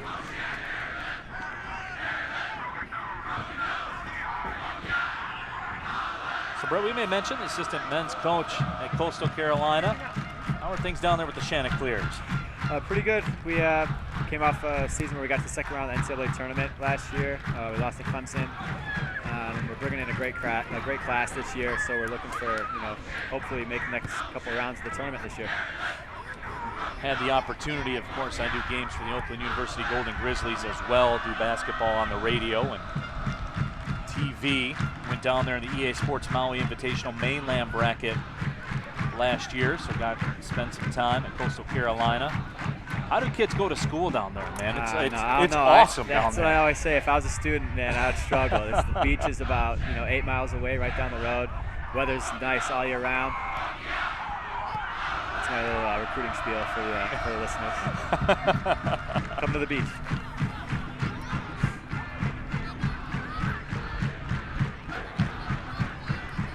Will Mellors-Blair doing his magic, and he controls. Mellors-Blair on the run. Again, Danny Mudd comes through with the save, and Danny Mudd has been under heavy duress here in the second half.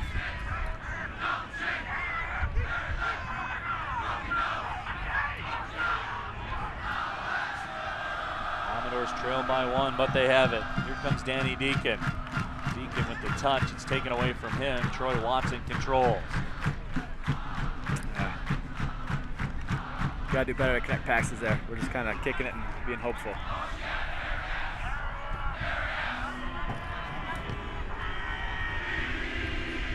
Brett Mullen joining us here in the broadcast booth. My name is Neil Rule. Thank you for tuning in wherever you may be watching. TheCityFC.com. Of course, a big thank you and a shout out to Fox Sports Detroit. FoxSports.com/Detroit picking up the stream tonight as well. So big thank you to them as well, and also Chevy drives Detroit sports. They have enabled us to do the streaming all season long, so a big tip of the hat. This is the final regular season web stream of the year, so a big time thank you to Chevy. Chevy drives the Motor City and drives Detroit City FC as well. Couldn't do it without the support of great Detroit companies like Chevrolet.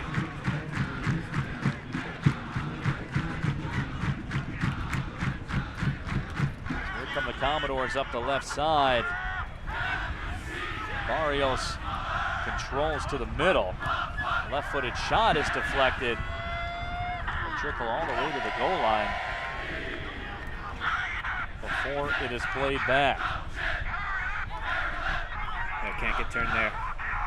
Right-footed shot is blocked. It comes out to Cyrus Sadie. Now Barrios making another run at it. Ball served up towards the back post and off his line to make the play is Boyanek. And fans, the next 15 minutes are brought to you by Motor City Casino Hotel, Detroit City FC's exclusive casino and hotel sponsor.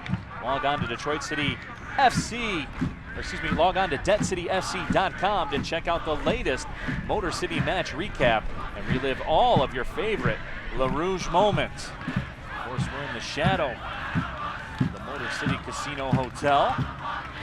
Right there. Magic of TV, folks. Big thank you to Motor City Casino as well, another tremendous Detroit sponsor.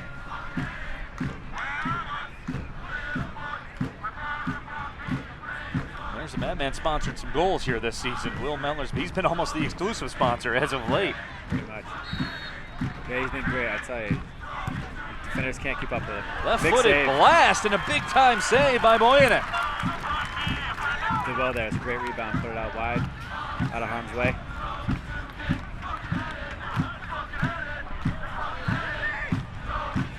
Barrios, he sends one in and a punch save made by Boyanek. So right now, get some action here. It's a firing session. Good to see him getting a little bit angry there. That's not good enough defending. So a corner kick upcoming. Danny Deacon, who will transfer to South Carolina in the SEC, so he'll be down there in your neck of the woods starting from college. We'll see him this year. Ball served into the box. Here we go, Stewie. It's headed out.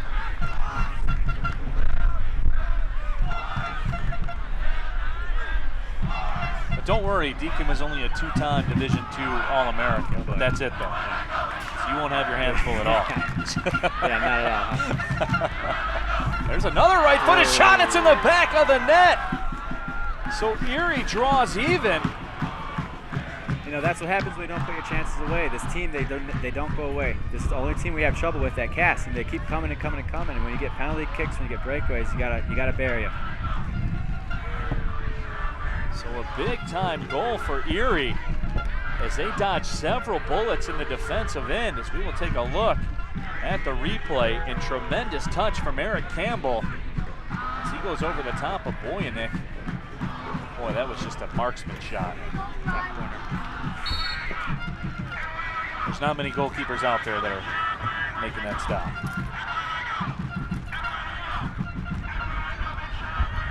Now we got ourselves in a bit of a hole here. See if we can dig ourselves out. The 69th minute. Here comes Will Mellors-Blair.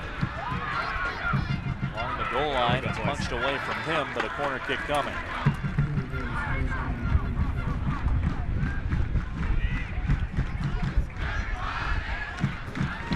So Campbell with the equalizer.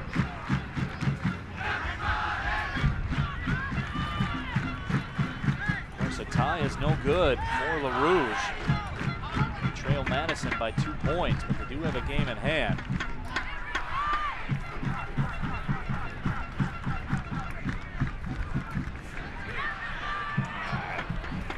Gotta keep away the keeper there. So the corner taken away. Danny Mudd sends it skyward. Here comes Danny Deacon in the box. Deacon with the cross. Josh Rogers touches it out.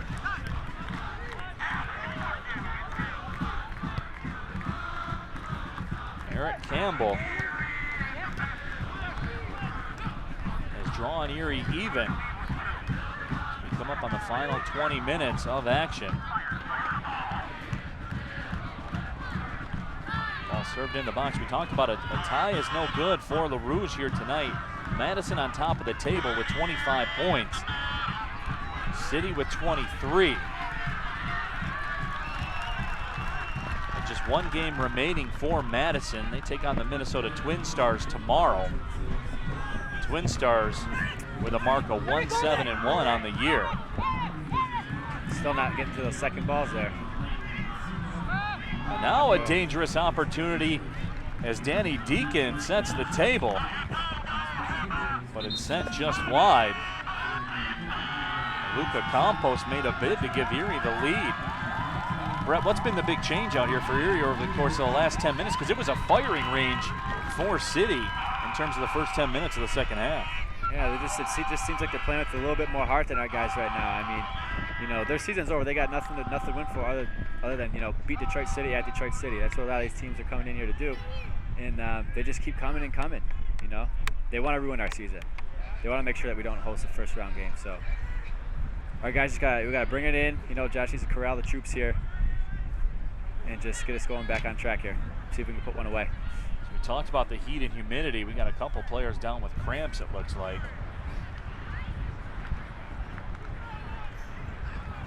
So the training staff out.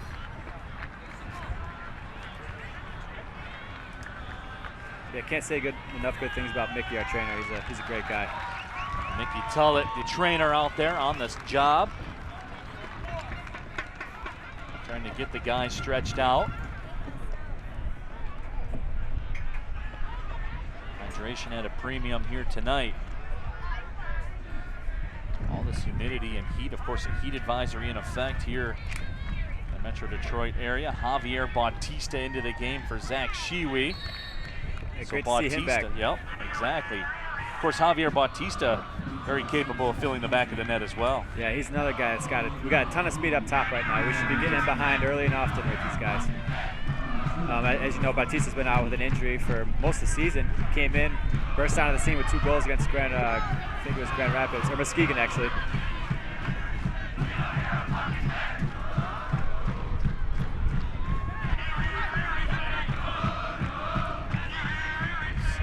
.5 minutes in.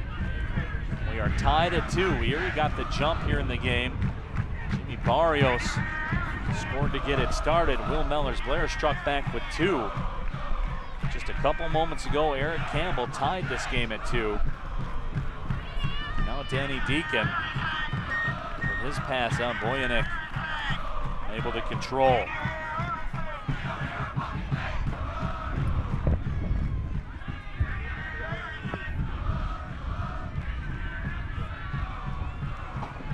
LaRouge going back to the drawing board. Will Mellors-Blair controls. Looking for Bautista. Bautista turns and fires, and a diving save made by Danny Mudd. But Bautista into the game, some instant offense. Yeah, needless to say, Bautista's back.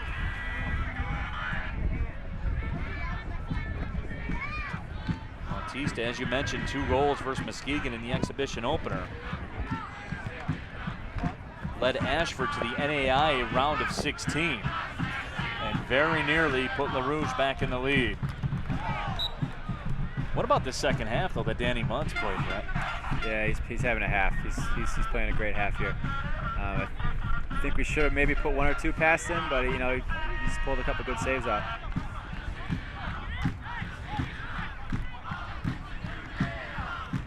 He seemed to be the villain for Detroit City lately these past couple of years. Tonight's official attendance is brought to you by Nancy Whiskey Pub. 3,793 packed into Castech Stadium, or Estadio Castech as it's known in some circles. Of course, the attendance brought to you by the Nancy Whiskey Pub. There's a ball that finds its way into the back of the net, and a goal for Erie off a deflection. Unfortunate break for City. This last 10 minutes or so has been not very good defensively from our guys. So the Commodores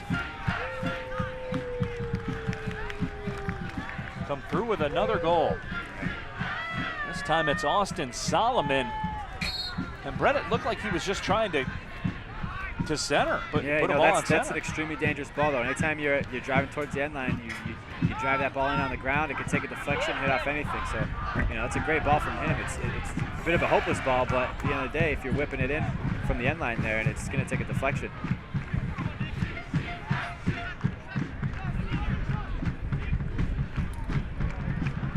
Well, Brett, to steal an old adage from hockey, they say just throw it on net and see what happens. And yeah, it seems like they're getting the lucky bounces today. You know, I had a little deflection for the first goal, got one now, so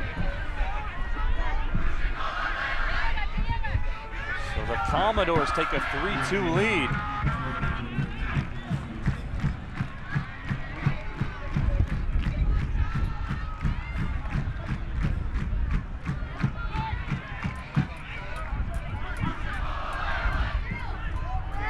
Tall hill to climb. Here we go. For the Rouge. Corner kick. 1. Seb Harris was in the neighborhood. 14 minutes of regulation time left. Cyrus 80 over.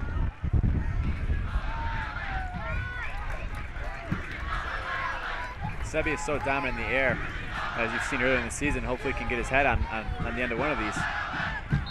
So here we go. Corner kick sent towards the back corner, headed up into the air. Still dangerous, punched out by Mudd.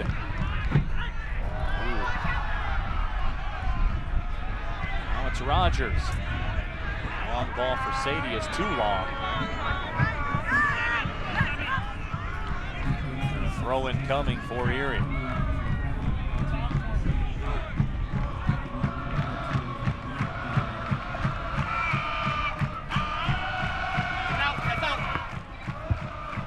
Erie Commodores, after falling behind 2-1, have stormed back here in the second half. But you think back to that PK by Josh Rogers in the opening moments of the second half where Danny Mudd guessed right. Made a big time save. And ever since that time, Erie has taken advantage. You know, teams feed off of that stuff. You get a goalkeeper that makes a couple big saves. It gives the guys confidence going forward, and it can be a game changer for your team. He's got Matty Barr in now. Hopefully he can give us a little bit of spark. Scored about a 25-yard cracker against Cincinnati a couple weeks ago. Hopefully he can find one for us again. So Tifalache comes out, Matty Barra comes in his third season with DCFC.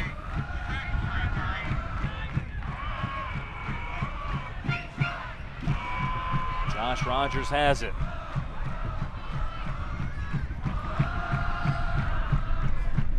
Sofsky's touch.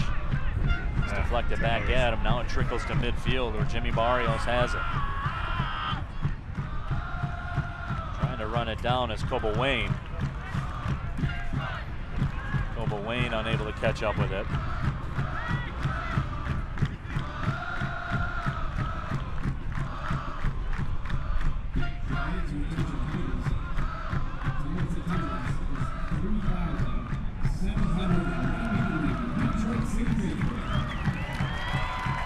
Good defending by Alex there. Looking to come up from the defensive end. So Brett, you got 12 minutes and change here. In essence, you need 2 to really, in reality, keep your championship hopes alive. What's the play? Just get these guys in behind. We have so much speed up top. Keep going to them. Keep going to them. Connecting our passes through the midfield and playing those guys in behind. We've been behind before. It's no big deal right now. The guys aren't panicking or anything. We've come from behind, so all's not lost. We still got about 11 minutes here left. So. Ball played up towards the box. It's headed on. So a throw in coming to Erie. Barrios will trot over.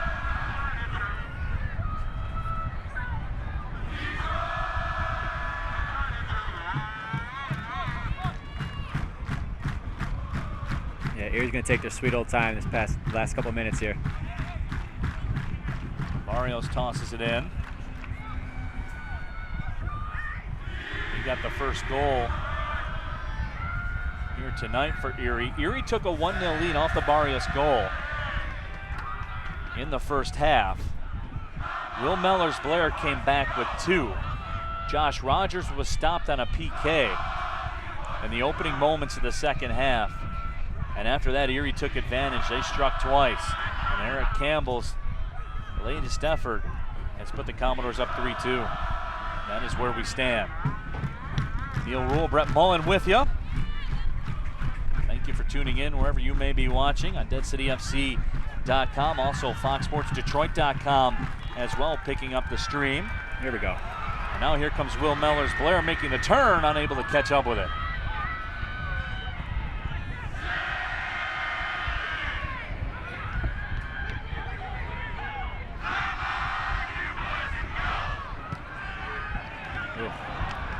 through ball was looking for Matt Ibarra.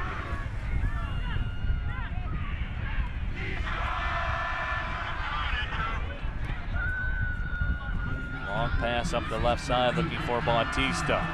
Bautista controls, hits the deck, still controls, now he lost it. Ball's touched up towards midfield where Troy Watson has it. Now it's taken away by the goal scorer Eric Campbell. Campbell crossing over, Campbell right foot shot, big time save by Boyanek. Oh, Brett, that was a huge save. Yeah, we really needed that.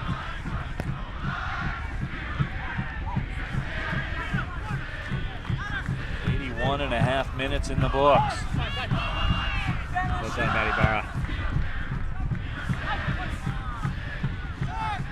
Solomon. He has a goal here tonight as well. So here comes Rogers.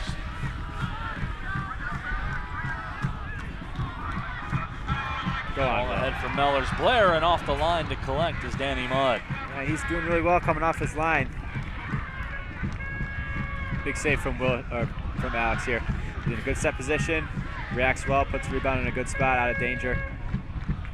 That's a big save for us right now. And Brett, there's an art form to that, isn't it? It's not just about making the save, as you talked about, putting the rebound in a non-dangerous situation. There's an art form to that. Oh, absolutely, and it comes with, you know, years and years of training, just knowing when to be set, when to be in a good balanced position, and then obviously where to put the rebound out, keeping it out of the middle, putting it out wide. You did a great job there. Ball will bounce out of bounds, so a throw in for La Rouge. I do have to give a quick shout out to my parents who are watching in Frankfurt, Germany right now. It's about 3 a.m. So they're tuning in out there. Hi, Mom. Hi, Dad. Always got to take care of Mom and Dad, don't yeah. you? Yep. Over in Frankfurt, Germany.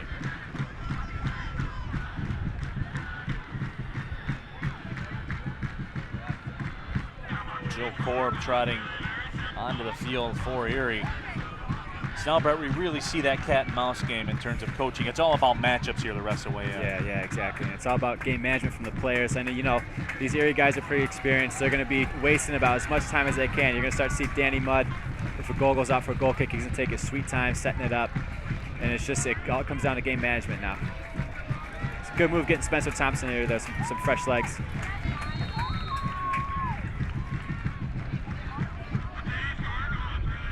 Substitution as well. Spencer Thompson in. We're in the 84th minute as precious time continues to tick off the clock for Detroit City. They need a win. 2 wins and they're the champions, no questions asked, of the Midwest region. A loss or a tie, and they will need some help from the Minnesota Twin Stars. Crazier things have happened in sports. I think we can get 2 goals here. Right, guys, really got to, you know, start grinding here. Seb Harris to toss it in.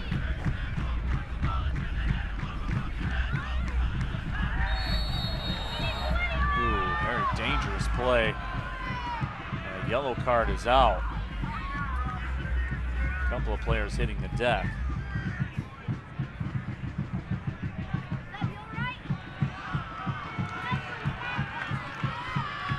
Seb Harris in the mix. It looks like he'll be dinged with the yellow card. That's a tough one. You know, both guys are both going in for a 50-50 ball. Both are going in studs up, and, you know, it seems like he got the worst of it here. Unlucky for Sebi. Take another look at it. Yep. Ooh, I don't know about that. Looks like Sebi got to it first.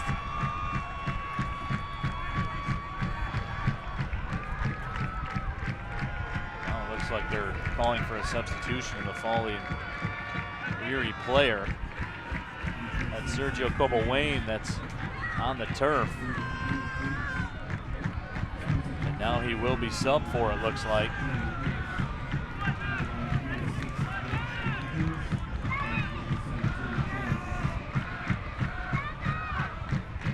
So we'll see how much stoppage time will be added.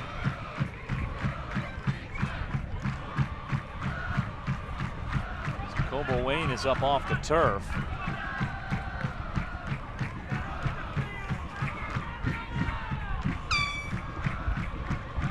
He's walking very gingerly back towards the bench. Here's Charlie McInnes. He's another new guy, first-year guy for the team. He's got quite a shot. If he can get open space around the top of the 18, he's got quite a shot, so he can put one away for us. Charlie McInnes played his college soccer at St. Ambrose. Was named the Midwest Collegiate Conference Offensive Player of the Week for 4 straight weeks, if you need that. Yeah, wow. It's a good run. Yeah. Yeah, he's definitely got some firepower. If he gets an open space, he's very dangerous. Was the team leaders in goals for St. Ambrose. And here comes the smoke. Yep, lets the smoke bombs off, trying to rally the squad. This is a good move by the fans. See, it's going into the Danny Mudd's face. So I'll tell you, a couple times I've been out there where it's tough to see through. Good tactics from the Northern Guard. Leave no stone unturned when you're chasing a championship. Yep. Truly is a 12th man out there. Tremendous camera work there from our crew. That is a shot right there, folks.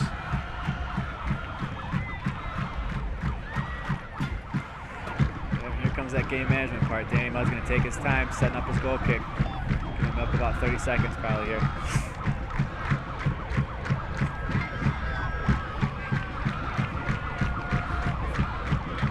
Some tremendous shots here at Castech Stadium tonight.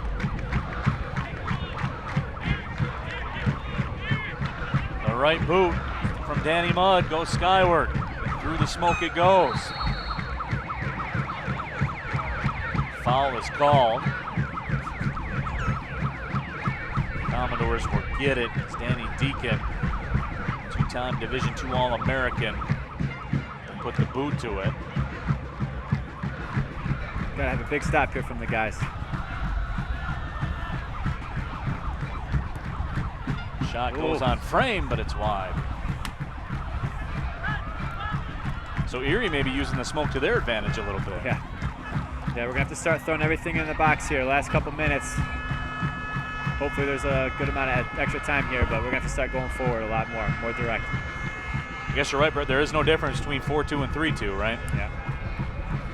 So just throw everything you got right here. LaRouge needs some magic. Can they provide it?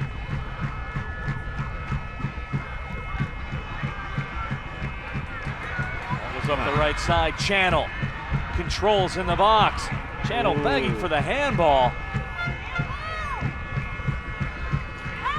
Can't quite see up here from the broadcast location. We'll try to get another look at it.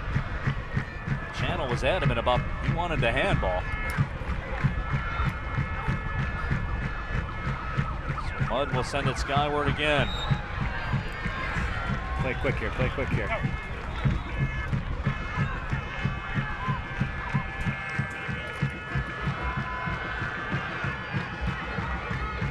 Gotta start serving into the box. Barra. Sadie sends it in the box. It's flipped on and Mudd controls. He's been their X factor this half. Danny Mudd. And Brett, you really have to go back to that PK when he stopped Josh Rogers. City had a 2-1 lead at the time, and you just saw it right after that. It really put the game on its ear. Yep, it's the momentum switched, and that's what happens. You know, you got to put your chances away when you get in a free PK like that. You know, as you can tell, momentum switched, and Erie just started pounding us. And they, you know, get a lucky bounce back of the net. You know, goal's a goal though. So we are in stoppage time. Erie with a 3-2 lead.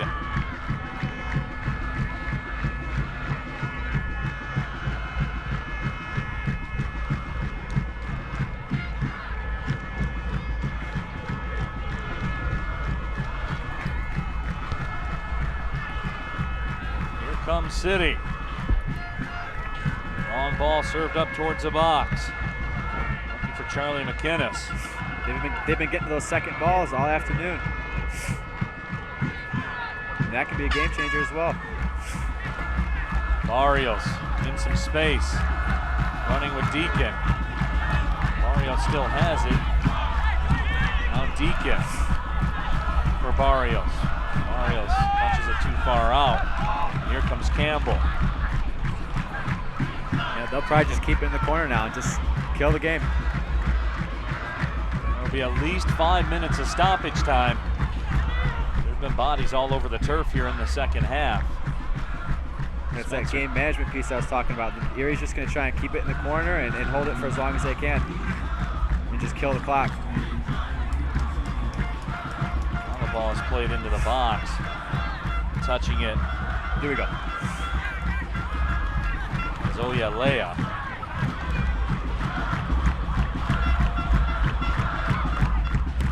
Now LaRouge looking to get control, but Erie keeps denying DCFC the opportunity. Zoya Leah.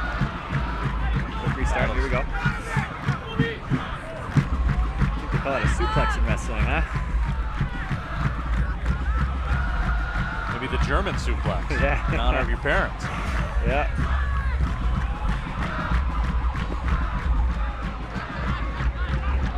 Don't get me started on the wrestling moves, Brett. Be here for a while. Yeah. See if the Acai moonsault makes its debut. City needs some magic here. They're down by 1. We're in stoppage time.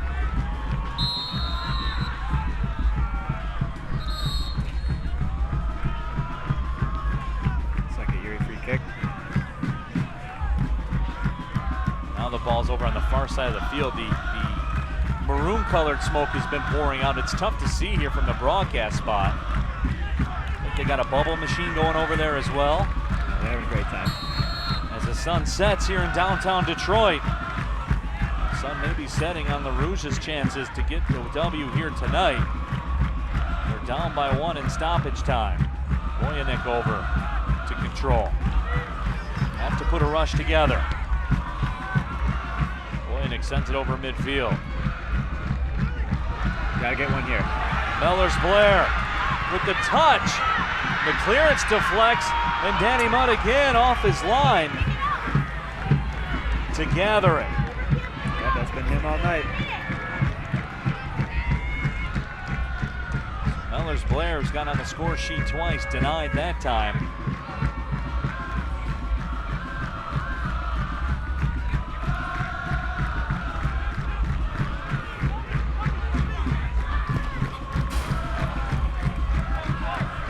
Looks like Erie's going to milk this for all it can.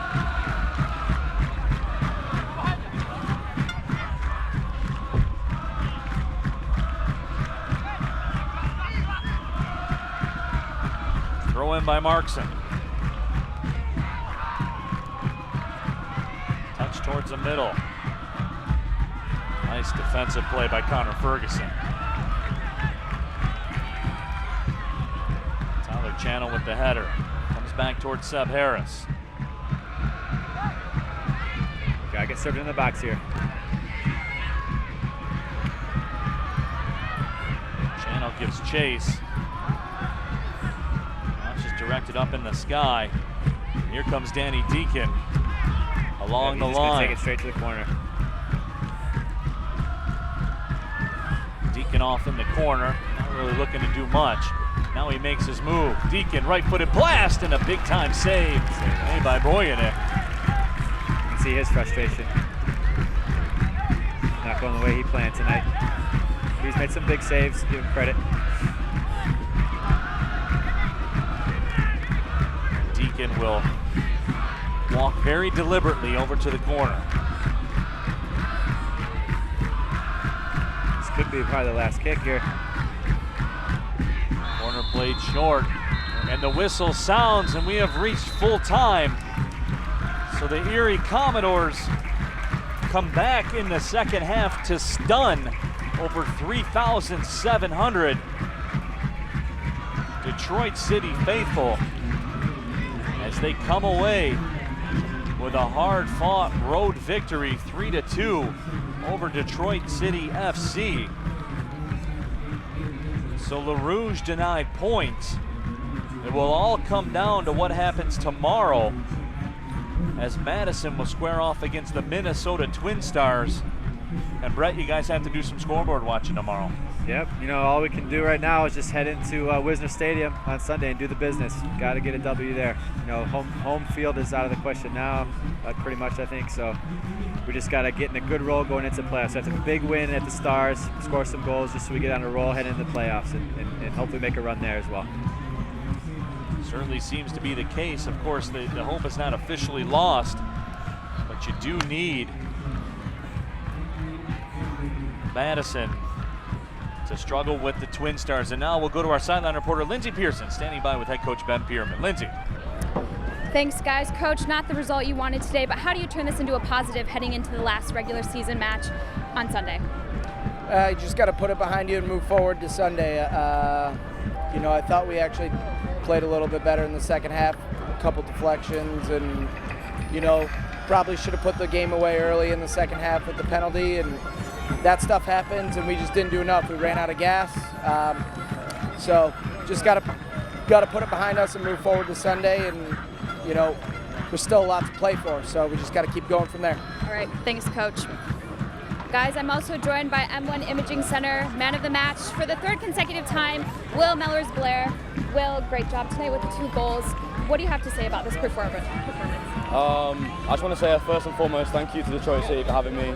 Tonight's my last game for the club, so I'm just lost for words because we wanted 2 wins out of 2 games lost and to try and host the playoffs here, but disappointing result. And how do you describe this season for you, this historic season for you? Yeah, it's been a great season overall, but honestly, I've got to thank the players around me for giving me the chance to score the goals for the club, so can't thank them enough. And what are you going to miss most about this right here? Have a look over there, just the fans come out in their thousands again, 3,700 tonight. I mean, the whole club, the whole organisation has been good to me, so thank you a lot. All right, thanks, Will. Guys, you heard it here. Will, last game for him, but a great streak. Back to you. Thank you very much, Lindsey. So, in front of over 3,700 Detroit City supporters, they will go home disappointed here tonight as Erie comes in and stuns Detroit City FC by the score of 3-2 as we take a look at the table in the Midwest region in the shadows of the Motor City Casino. Madison remains on top now as we come into the final game of the regular season for both teams. Buffalo in there with 22 points as well. But Brett, as we talked about,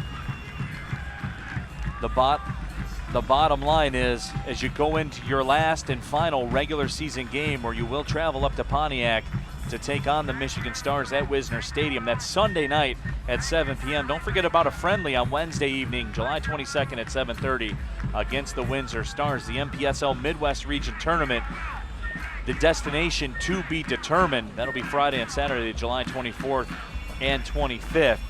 But again, Brett, it just comes back to the fact you guys have to watch the scoreboard tomorrow and hope the Twin Stars can help you out a little bit and then take care of business. Yep, it's out of our hands for that game, but we just got to do the business against the Michigan Stars, and we got to start scoring goals.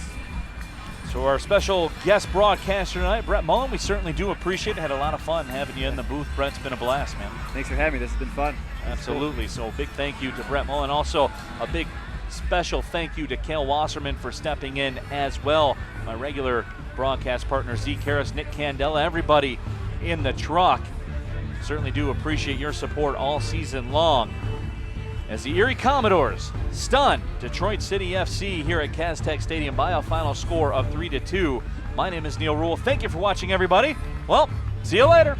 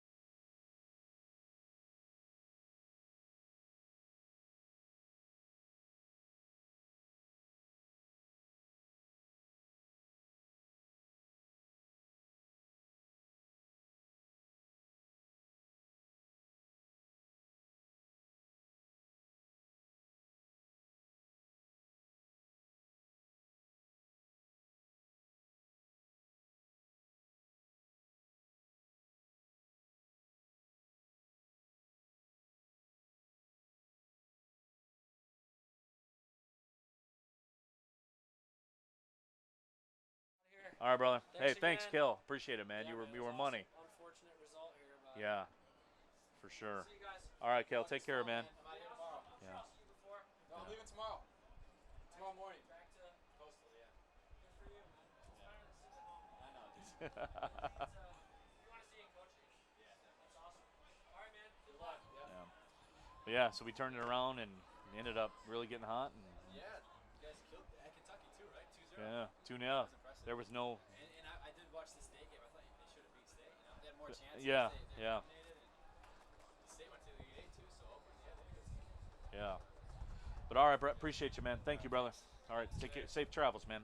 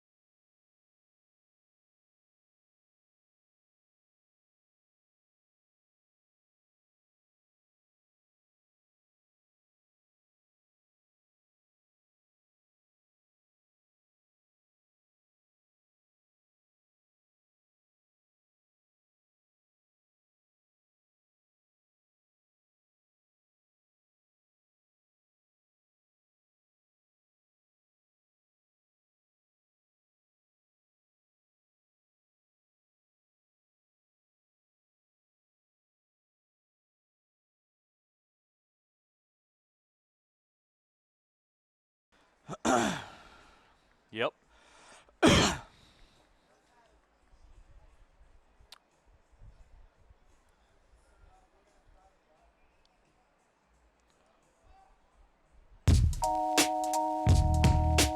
In front of over 3,700 fans at Tech Stadium in a very steamy downtown Detroit, the Erie Commodores would come in shock.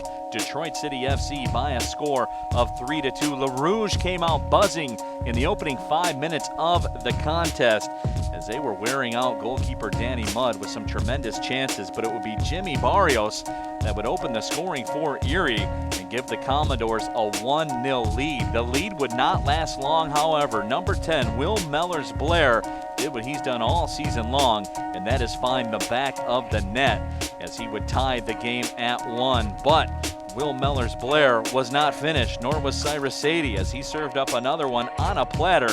Will Mellors-Blair would score again to send the Northern Guard into a frenzy and put LaRouge ahead by a score of 2-1. They would take that lead into the halftime locker room, but Eric Campbell in the second half would draw Erie even with an impressive shot in the upper 90 of the net to tie the score at 2. Austin Solomon would be a bit fortunate as he finds the back of the net off the deflection. That would be the difference. The Erie Commodores defeat Detroit City FC by a score of 3-2.